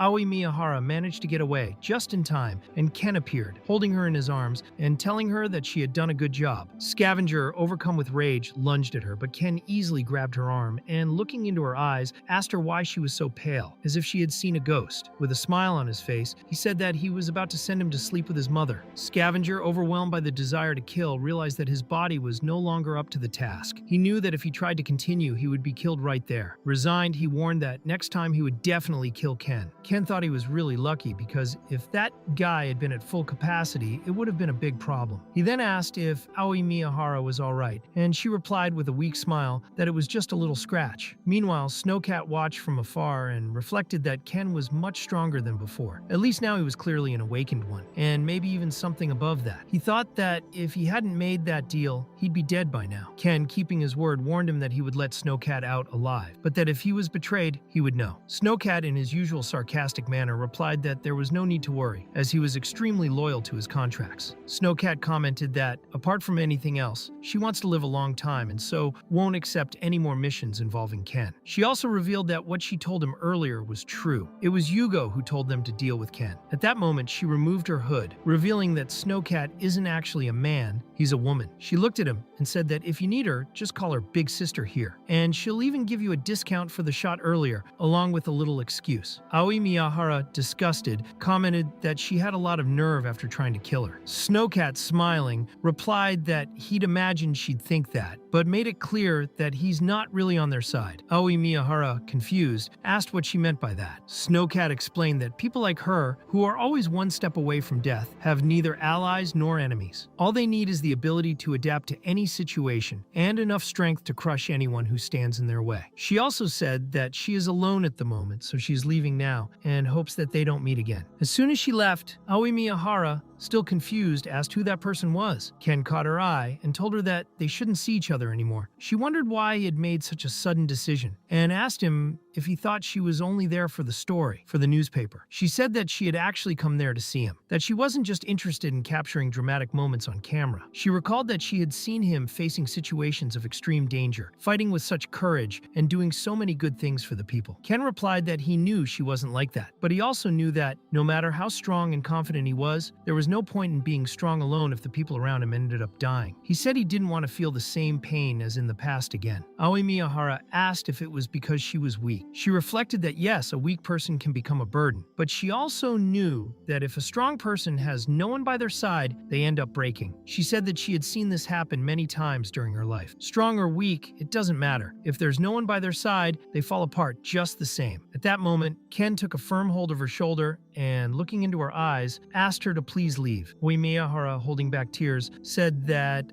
she would get in touch again anyway. After all, she's on his contact list and he answers his phone, doesn't he? Ken then smiled, but it was a melancholy smile, and watched as she left. Soon after, he took a deep breath, but his moment of silence was interrupted by an unexpected call. It was Ryuji. Ken, answering, asked what had happened. Ryuji informed him that he had gotten the name of the hospital where Kyoko Kunikiyama was. Ken, surprised, asked what he meant by was. Ryuji explained that apparently someone from her family had tried to check on her that morning, but she was no longer there and now her whereabouts were unknown. Ken immediately asked Ryuji to send him a backup as soon as possible. Ryuji tried to convince him to wait, saying that it was too dangerous for him to go alone, but Ken replied that what he does is his business, and hung up without giving room for further discussion. As he walked, Ken reflected that now the only one left was Kyoko's mother. He also thought that he didn't want to owe Ryuji anything after that. At the same time, Elsewhere, Kyoko Kunikiyama was desperately trying to call someone, but to no avail. Even with the number in hand, the calls didn't go through. She knew that her mother's situation was terrible, but she believed that deep down, it was for the best. She thought that if Ken got involved in that situation, it could end in disaster. She clutched her cell phone to her chest and reflected that she was doing this to protect Mei Yanamoto and also to save Ken. She told herself, no one had any idea how hard she had worked up to that point, and now she understood perfectly well that there would be no one to help her. Suddenly, someone tried to open the door. Kyoko Kunikiyama asked who was there, but soon realized that it was Yugo, who broke down the door with force and entered, ordering her to leave immediately. Yugo accused Kyoko of not only being in hiding, but also of having contacted Ken and passed on information to him. He said she had completely lost her mind. Kyoko tried to stand her ground and asked if he had any proof of the accusations, or if it was just speculation. For a moment, Yugo was silent, clenched his teeth, and then let her go. Then he asked her if she had any idea how much work he had put into rebuilding the underworld after Ken had caused all that mess. He said that he had thrown away any feeling and any damn formality, that everything he did was based on his own instinct, and that his judgment is absolute. He said it wasn't speculation, it was conviction. Kyoko, trying to remain calm, asked if he was planning to kill her because of this. She said that his instincts weren't as sharp as he thought. Yugo, irritated, asked if she was still willing to challenge him and thought that if only she had Mei, the situation would be easier. Angrily, he said that he would make sure Kyoko never underestimated him again. Soon after, he made a phone call, asked if they had brought Kyoko's mother, as he had requested, and ordered them to cut off one of her hands. He also asked them to control the bleeding so that she wouldn't die. Kyoko, desperate, shouted that this was not part of the agreement and that he had promised to spare her mother's life. Yugo coolly replied that he was fulfilling the agreement, since ordering the bleeding to stop was part of sparing her life. Kyoko, trembling, replied that this was not how a contract should work. Yugo then made it clear that if she gave one more of these answers, he would have her other hand cut off as well. She remained completely silent and knelt on the floor, trembling and in tears, begging for the punishment to be on her and not on her mother. Yugo, looking at her, said that if that was the case, at that moment she had to declare out loud that she was a worthless piece of garbage. Having no choice, she said exactly that, crying as she said it. Yugo, satisfied, replied that she was absolutely right and that the world was much better without her. He said that now that she had followed his instructions correctly, he would show her a little mercy. He then told the messenger to correct the order and cut off just one finger, not the whole hand. Meanwhile, Hermes received a call from Ken. Strangely, he commented that it was rare to receive a call from him. Ken asked him if he remembered the woman he had mentioned earlier. Hermes, laughing, replied that of course he remembered that poor woman. Ken, serious, said that he needed him to find her mother immediately. Hermes replied that that was fine, but that it wasn't part of the standard payment. He commented that, at the time, the information that Ken was above being awakened was enough, but now he wanted to know what he had to offer. Ken, out of patience, assured him that if he found her location, he would receive a fair reward. Hermes replied that, in that case, he wouldn't accept being tricked. Ken, without hesitation, asked if he had ever done that before. Laughing, Hermes replied that it was true. Ken never let him down, so he trusted him. Later, Hermes sent the location, and Ken realized that he wasn't that far away. He thought to himself that it was time to sort this out and put an end to that bastard Misukami. At that moment, in an abandoned factory surrounded by several guards, there was a brutal butcher cutting off parts of people. The sound of saws and screams echoed around the place. One of the guards, annoyed, complained about the noise, but was told to shut up. The man who was tied up, screaming for help, was killed right there, without any mercy. The butcher, while he was working, commented that once he had finished the job, he could just chop up the body and throw it anywhere, because he didn't care where the remains went. He then took a wedding ring from the hand he had just ripped off, looked at it, and commented that it was kind of cute. Just then, he heard another scream, coming from someone else who was tied up further down the hall. It was Kyoko Kunikiyama's mother. The butcher looked at Kyoko Kunikiyama's mother and, with a cruel smile, asked if she was tired of waiting. He told her not to worry, because it would be very quick. He pulled hard on her hair, forcing her to look directly at the other mutilated bodies lying around. Laughing, the butcher commented that she was very lucky not to have ended up like them. Of course, she was completely distraught, shaking and crying. Then he sadistically asked which piece he should cut off. At that moment, one of the guards replied that Yugo had given the order to cut off only one finger. The butcher, annoyed, grumbled that this was taking it too easy just because she was a woman. He said that, apparently, Kyoko had saved her life because losing a finger was nothing. He looked her in the eye and warned her not to move because he would only be able to make a clean cut if she stood still. Meanwhile, elsewhere, Yosuke was quietly having a meal. He commented that Yugo had said he would deal with Yamamoto. One of the guards confirmed it, saying that yes, apparently Yugo had found a way to defeat him. Yosuke thoughtfully commented that Yugo was good at what he did, but he was a troublemaker and he hoped he wouldn't do anything unnecessary. The guard, curious, asked if this Yamamoto was really that dangerous. Yosuke, with a serious look on his face, replied that under his leadership, the Society of the Seven Stars had a solid foundation. However, in the past, that same society had almost gone bankrupt and was on the verge of ruin, and it was all caused by one man. By then, Ken had taken down all the henchmen in his path, scattering bodies across the ground, completely bloodied. There was just one last guard left, lying on the ground, trembling. Ken, staring at him, commented that he was the only one left. He asked if he should finish him off too, unless he told him which floor they were on. Maybe the fourth, maybe the fifth. He said he could do a test to find out how much he could take before he broke. Upon hearing this, Yosuke dropped his cutlery, completely lost his appetite, and declared that the man was a demon of the worst kind. He ordered someone to be sent to observe the situation, but made it clear then that no one was to go near Ken if they wanted to stay alive. Back in the shed, the butcher was preparing to cut off Kyoko's mother's finger, but suddenly, in the blink of an eye, his own fingers were ripped off and flew across the floor. The scream of pain was immediate and deafening. The knife that had severed his fingers had been thrown with brutal precision by Ken, who now stood there in front of them. The butcher, holding his mutilated hand, shouted desperately for the man to be killed immediately. All the henchmen armed with knives advanced on Ken, but he didn't look away for a second. His attention was totally focused on Kyoko's mother, who was chained up at the back of the room, trembling and crying. The first henchman who tried to attack him didn't even have time to react. Ken grabbed his arm, took the knife, and plunged it straight into the man's chest. The body fell instantly, and the others were completely paralyzed, overcome by shock and fear. Ken, now bathed in blood, looked coldly at the others. The butcher, going berserk, ordered his henchmen to stop being idiots and draw their guns. One of them, trembling, pulled out a pistol and tried to take aim at Ken. But when he pulled the trigger, he realized that Ken had already disappeared from his field of vision. The face of one of the henchmen was slashed in a single blow. The one next to him had his neck slashed, and the next one fell in the same way. When Ken came face to face with the butcher, more and more blood rained down. The butcher, terrified, asked if he could let him go. He called Ken a monster and tried to beg for his life, but Ken just stared at him with that cold, empty, merciless gaze. The butcher tried to continue begging, but before he could say anything, his face was completely demolished by a devastating punch from Ken, who threw him to the ground, screaming for help. Ken, looking at him, asked if he wanted help, but he replied that in that case he was asking too much. He then began to stomp on the man's head so hard, repeatedly, that there was absolutely nothing left but a crushed mass on the floor. Kyoko Kunikiyama's nervous mother was in shock, trembling and trying to process what had just happened. As soon as it was over, Ken approached her and apologized, both for the delay and for the situation. Meanwhile, elsewhere, Yugo was telling Kyoko that she should be grateful that he had decided to cut off just one little finger. But of course, she wasn't grateful at all. Without the slightest compassion, he threw a lit cigarette in her face and declared that trash like her shouldn't even have the right to exist. With contempt, he said that, depending on his mood, she could even lose another finger. Soon afterwards, Yugo made a call to confirm that his subordinate had done the job correctly, but when he answered, the voice he heard wasn't the henchman's, it was Ken's. He said that it had been a long time since the last time.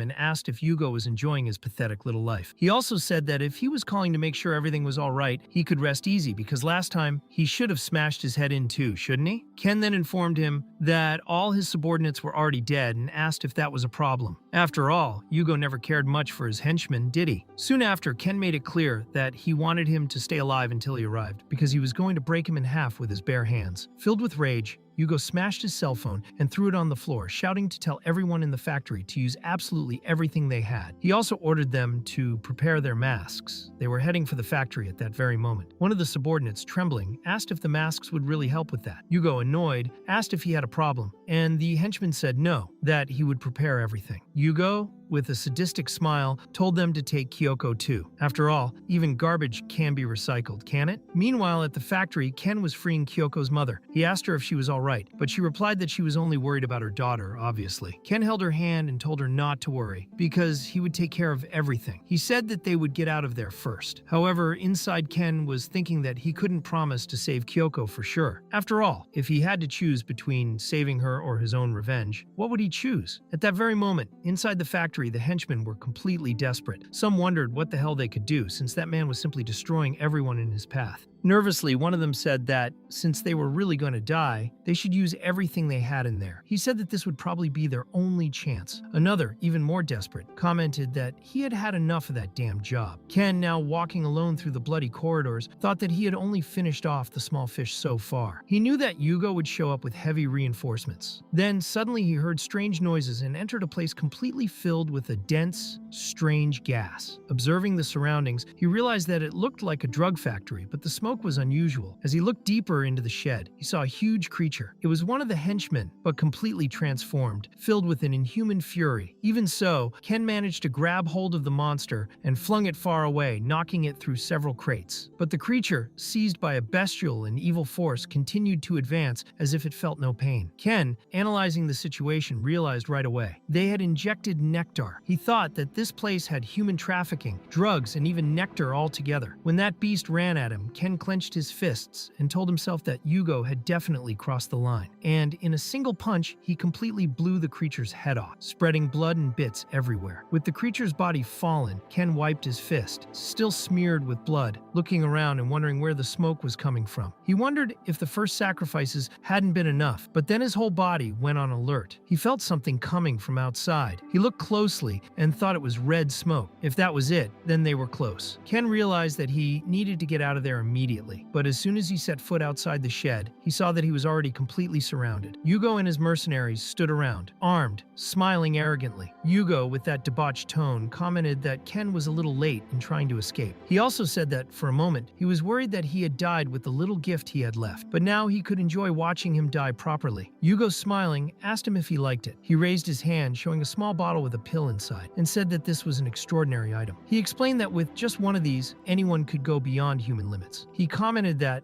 of course, those in that factory were only of a lower level. Then he looked directly at Ken and said that he was also helping to look for his sister. After all, to make the perfect nectar, she was an essential piece. Yugo went on to say that, before finding her, he went to visit Ken's parents. He said that, strangely enough, they were too quiet when asked about her whereabouts. Even with all the connections he had, he couldn't find her. With a cold smile, he added that, in this case, the only thing left to do was to torture his parents a little more. Maybe they would reveal something. Hearing this, Ken, far from shaking, took a deep breath and replied that, honestly, he was happy about it. He said that last time, Yugo ran away with his tail between his legs and had a lot of trouble being found. But now he was truly relieved and happy that Yugo had the courage to appear in front of him so casually. That meant there was nowhere left to run. Yugo, overcome with rage, ordered everyone to shoot Ken immediately. Ken, seeing this, realized that in his current state, it didn't look like he would be able to contain all his power, but decided to push his influence to the limit. At the very moment the shooting started, he dodged with absurd speed, deflecting the initial shots, and decided that he would end it with a single blow. With a leap, Ken came down hard, hitting the ground. The impact destroyed everything around him, creating a crater and bringing down vehicles, walls, and entire structures. Yugo, completely desperate, shouted that he was a monster. Trembling, he ordered his men to use absolutely everything they had against him. Ken, keeping his concentration, thought that he couldn't unleash his full power just yet, because if he did, some failures might happen, and that was something he couldn't allow at the moment. Just then, all of Yugo's subordinates put on masks. Ken, frowning, wondered what they were doing. Suddenly, red smoke filled the entire field. Yugo, smiling, said that, to face a monster, you have to be prepared, don't you? He shouted for Yamamoto to die at once. Ken, looking around, quickly realized that it looked like a weapon made specifically for confronting the Awakened. As soon as he realized it, he was greeted by a veritable hail of gunfire. Using his speed, he managed to dodge, and most of the shots only grazed him. He noticed that the bullets were ordinary, so he knew that the real danger was coming from somewhere else. When he tried to move for cover, he was surprised by another enemy, already under the effect of the nectar, who managed to hit him and knock him down momentarily. That second was the perfect chance for them to open fire on him. Ken, however, activated his power to the limit, creating a barrier to block the shots. Taking a deep breath, he realized that if he carried on like this, the situation would get really complicated. He thought he urgently needed to recover his skills. With one explosive movement, he began to advance, taking down one by one all those who were shooting at him. His movements were precise, brutal, and too fast for anyone to react. When he finally set off straight towards Yugo, he smashed and broke his weapon in half with a single blow,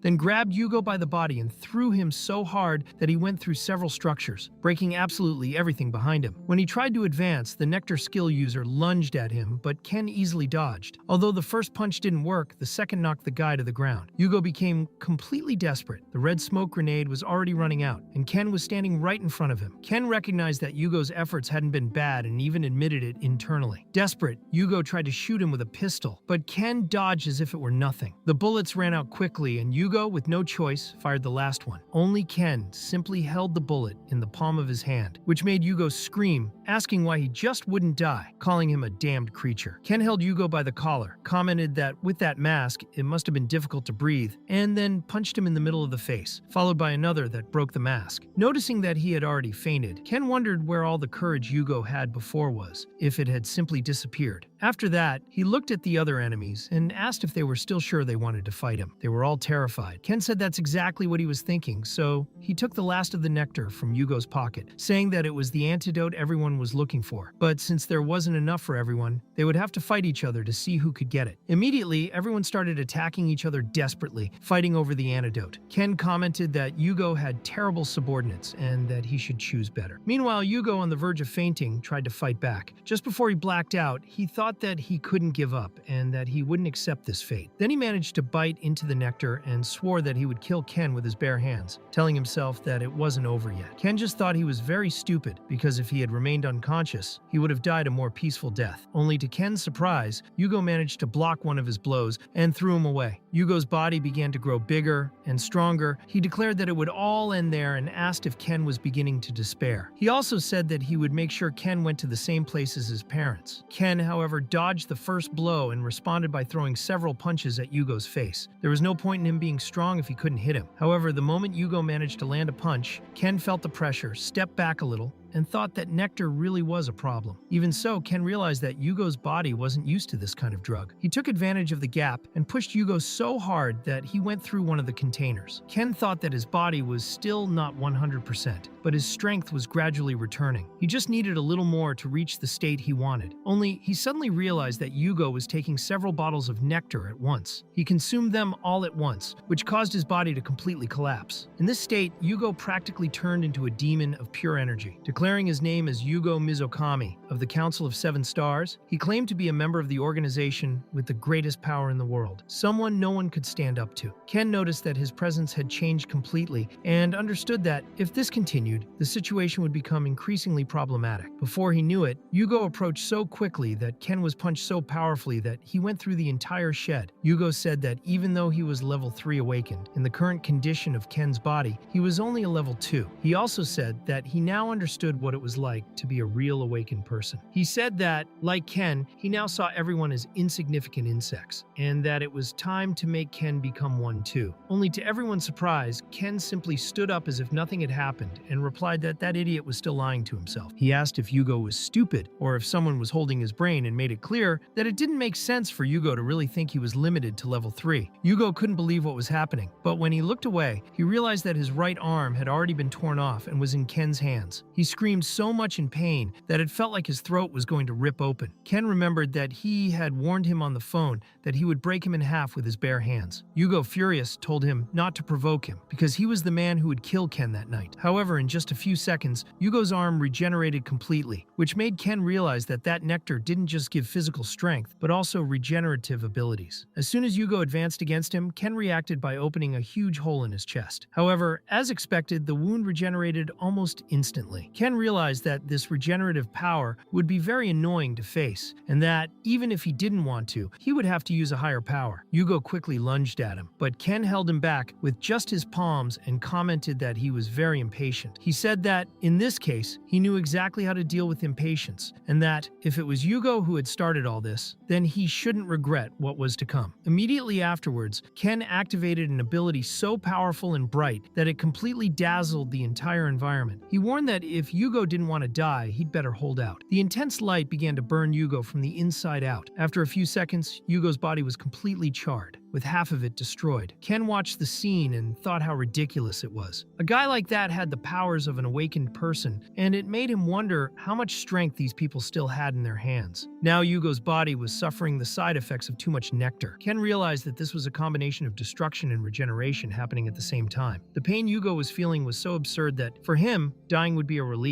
So he started asking for his own death. Only Ken replied that this was a big problem, because it would actually be a reward, and he made it clear in that rewards are given to good people. If Yugo wanted a reward, he would have to behave like a good child, starting by handing over the information he so desperately wanted. Desperate, Yugo said that Ken's sister had disappeared in a garden to the north, that she had probably already been found, and that they were currently draining her body. Outraged, Ken kicked him so hard that he knocked Yugo to the ground and told him to stop talking nonsense. Even though he was hurt, Yugo laughed sarcastically and asked if Ken really thought that the Council of Seven Stars was being sponsored by K, because in his view, K was just a fish out of water. Yugo said that if Ken decided to mess with the council, he would die a much more miserable death than he had. He said that Ken's revenge would end there, and that, in the future, there would be absolutely nothing left. He asked if Ken had finally decided to kill him, but instead, Ken just stepped on his hand, smashing it against the floor. He said that he would give Yugo the reward he so desperately wanted, and that he would be the first person to witness it. Then Ken used such overwhelming power on Yugo's mind that, for the first second, he couldn't even understand what was happening. A few seconds later, his body simply exploded from the inside out, ending his life brutally. Later, Ken was a little tired and realized he was running late. He asked the only subordinate left where Kunikiyama was, and the man replied that she was on the second floor, asking Ken to hurry up and get there. Ken ran towards the door, and when he opened it, he saw a large man standing in front of it. But to his relief, it was Ryuji, who told him that they were waiting for him. Ken was relieved to see that she was all right, and straight away, Kunikiyama threw himself into his arms, asking if he didn't think he was a bit late, and if he had any idea how scared she was. Ken apologized for not arriving earlier, but inside, he was feeling disgusted with himself, because he realized that, in the end, he had to choose between Kunikiyama's safety and his own. Even though he didn't want to admit it, he understood that he had acted selfishly, thinking only of his own interests, and that made him feel like a despicable, arrogant prick. Meanwhile, at the Council of Seven Stars, Ayano reported that Yugo was dead. Kanzaki said that he already knew this would be a problem, especially with him acting like such a bully. Kunieda said that as long as Yanagimoto is alive, there will always be conflict. Kazuki added that, from the start, he was the real problem. Mia, furious, shouted that he was the root of it all, that bastard, and asked if everyone there intended to simply ignore what had just happened. She asked if everyone had forgotten that, last time, it was he who had saved everyone's life. He said that now they were thinking of letting it pass as if it were nothing. But at that moment, Ayano grabbed her by the collar, told her to stay put in the corner of the room, and asked her if she didn't want to deal with it like an adult, instead of trembling with fear. She said that next time, everyone would support her, and she herself would kill Yanagimoto if necessary, as well as ordering them to inform Kei about everything. Kazuki said he understood, and asked them not to rush into anything, because at the moment, their priority was to deal with Yugo's faction, especially with the calamity that was happening in the eastern country, since the mafia was still keeping an eye on things. Meanwhile, at another base, a man asked if Yugo was really dead and if he had chosen a successor. The messenger replied that only a small group of people could be trusted in that situation. That was Ishida's faction, and they said that it was probably Ken Yanagimoto who had done it. Ishida immediately recognized who that guy was, and remembered that he had been a well-known name in Japan for some time, especially for having caused problems at the university. Ishida confirmed that yes, it was true, and the faction leader then declared that they should consider this story closed. He ordered Ishida to follow Ken from that moment on, gathering all the information she could about him, and if necessary, he wouldn't mind if she killed him. Later, at the scene of the fight where everything had happened between Ken and Yugo, reinforcements were arriving to rescue the survivors. They informed Kunikiyama that his mother's life was not at risk, and that she had already been safely rescued. Meanwhile, the investigation team was carefully analyzing the scene and, of course, collecting Yugo's destroyed body. Ken was pensive, observing everything, and commented that he knew society was in chaos,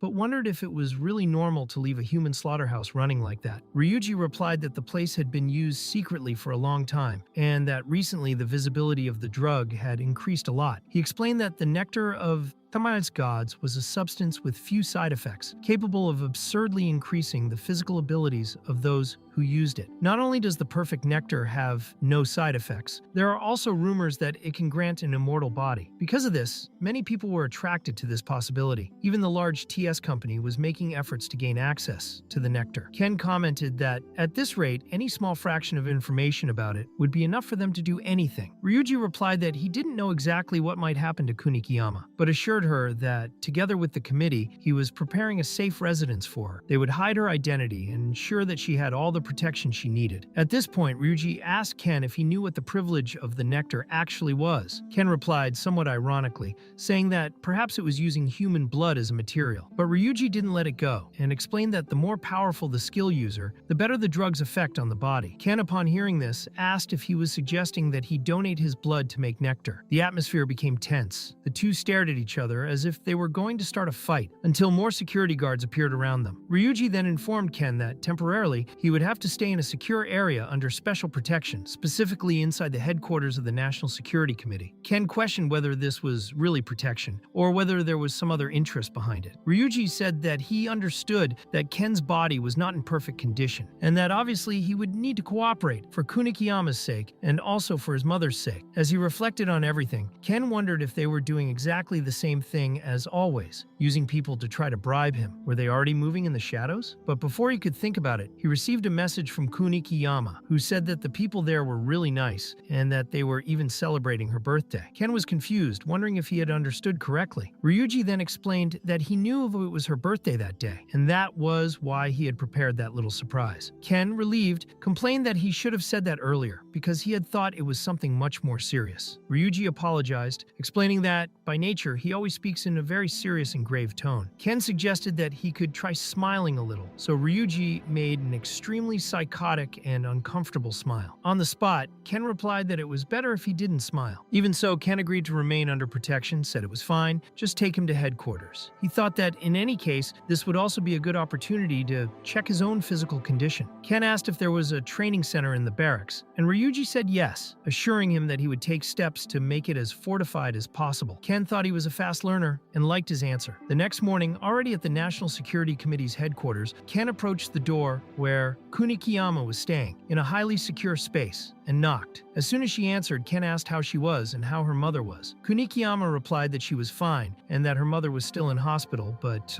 out of danger. Ken explained that he had gone there to apologize and check on her. Kunikiyama, however, replied that there was no need to apologize because from the first time they met, she had already made it clear that she was fine. Ken commented that he had ended up dragging a person who had nothing to do with the situation into all that hell, and for that, he thanked Kunikiyama very much for having been strong and helped him to the end. Kunikiyama, however, replied that she hadn't done anything great. She just wanted people not to suffer any more than they already had. Even so, she admitted that it was very difficult for her, especially when she found out that her mother had been kidnapped from the hospital. At the time, she thought it was all Ken's fault, and while she waited for everything to be resolved, she reflected on many things. She had never really cared about getting hurt or even dying, but she recognized that if something like that happened, it would be terrifying. Even so, she knew that Ken would be there to protect her, because he had always been that kind of person. Kunikiyama confessed that he wasn't as strong as he claimed. When she said she was fine, it was actually a lie. She ended up getting emotional and started crying. Ken then realized that by saying she was strong, he had put a huge burden on her, even without realizing it. However, he recognized that, despite everything, Kunikiyama never gave up. Perhaps, after all, she was much stronger than he had imagined. Later, Ishida, wearing a completely different outfit, was preparing to go to meet Ken Yanagamoto. Meanwhile, Kunikiyama was about to be taken to another location to say goodbye to Ken. It was explained that the two had been placed under the protection of the National Security Committee and had their identities changed. It wasn't a perfect measure, but it was the best method Ryuji could find. Above all, the most important thing was that they should no longer be involved in any of this. But before they left, Ken turned around and asked Ishida directly why she was there. She replied that she was there for observation, supposedly with the intention of preparing to cooperate with the National Security Committee. Only Ken immediately wondered if this didn't mean, in practice, that she was simply on his tail. Ishida understood his suspicion and thought it was natural for him to think so, not least because it was quite obvious that her real objective was to observe him. The atmosphere between the two became a little awkward. Ken then said that she could do whatever she wanted, because even if he sent her away, she would still follow him. He commented, ironically, that she apparently didn't work very well with reasoning. On the spot, Ishida got angry angry and told him to take those words back. Ken just thought that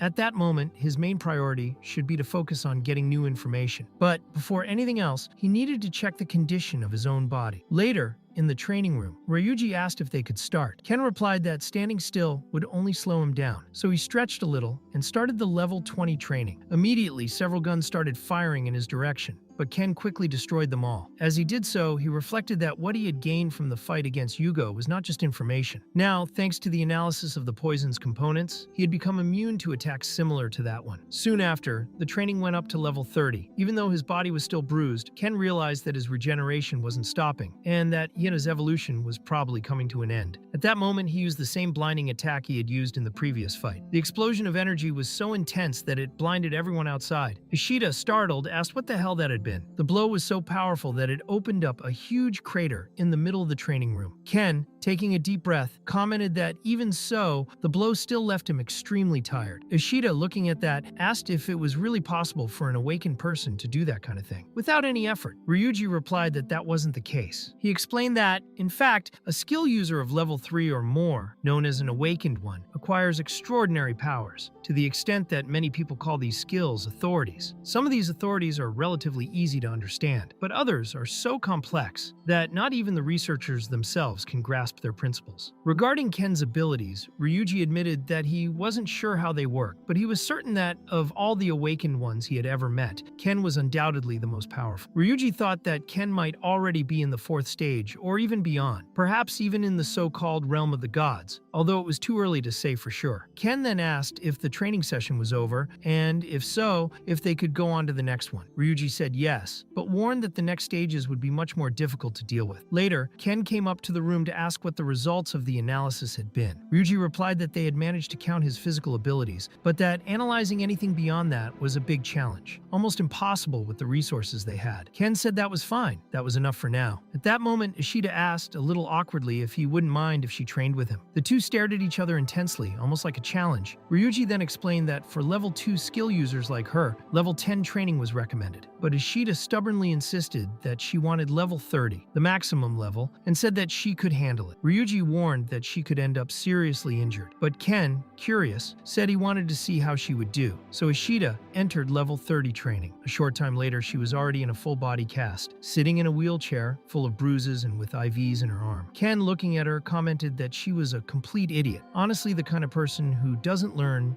even after being beaten. Embarrassed and blushing, Ishida replied that next time she would choose level 10. Ken just told her to rest properly. But stubborn as ever, Ishida replied that she didn't need to rest. She pulled the catheter out of her arm and said that in a real battle, no one spares you just because you're injured. Even in that state, she said she would face any threat. But at the same moment, Ken gave her a hard time, saying that she was too stubborn and loud. After that, she blacked out instantly, fainting. Ryuji put her on the stretcher, sighed, and commented that he understood very well how she felt. After all, everyone wants to be strong, don't they? Maybe becoming an awakened seems to solve all problems. Or maybe not. It was at that moment that Ken, pausing to think, realized that Ryuji, even though he was a level 2 skill user, was someone extremely competent. He thought that making him an ally could be very useful in the future. Finally, Ryuji told Ken that he could go home for the day and that he would send him the next instructions by message. Only Ken, smiling, replied that if Ryuji had nothing better to do, he could follow him because he had prepared a present for him in thanks for also taking care of Kunikiyama. And that's it, folks. If you enjoyed this video, don't forget to like it, subscribe to the channel, and activate the bell so you don't miss any new content. And if you want to support the channel even more, consider becoming a member.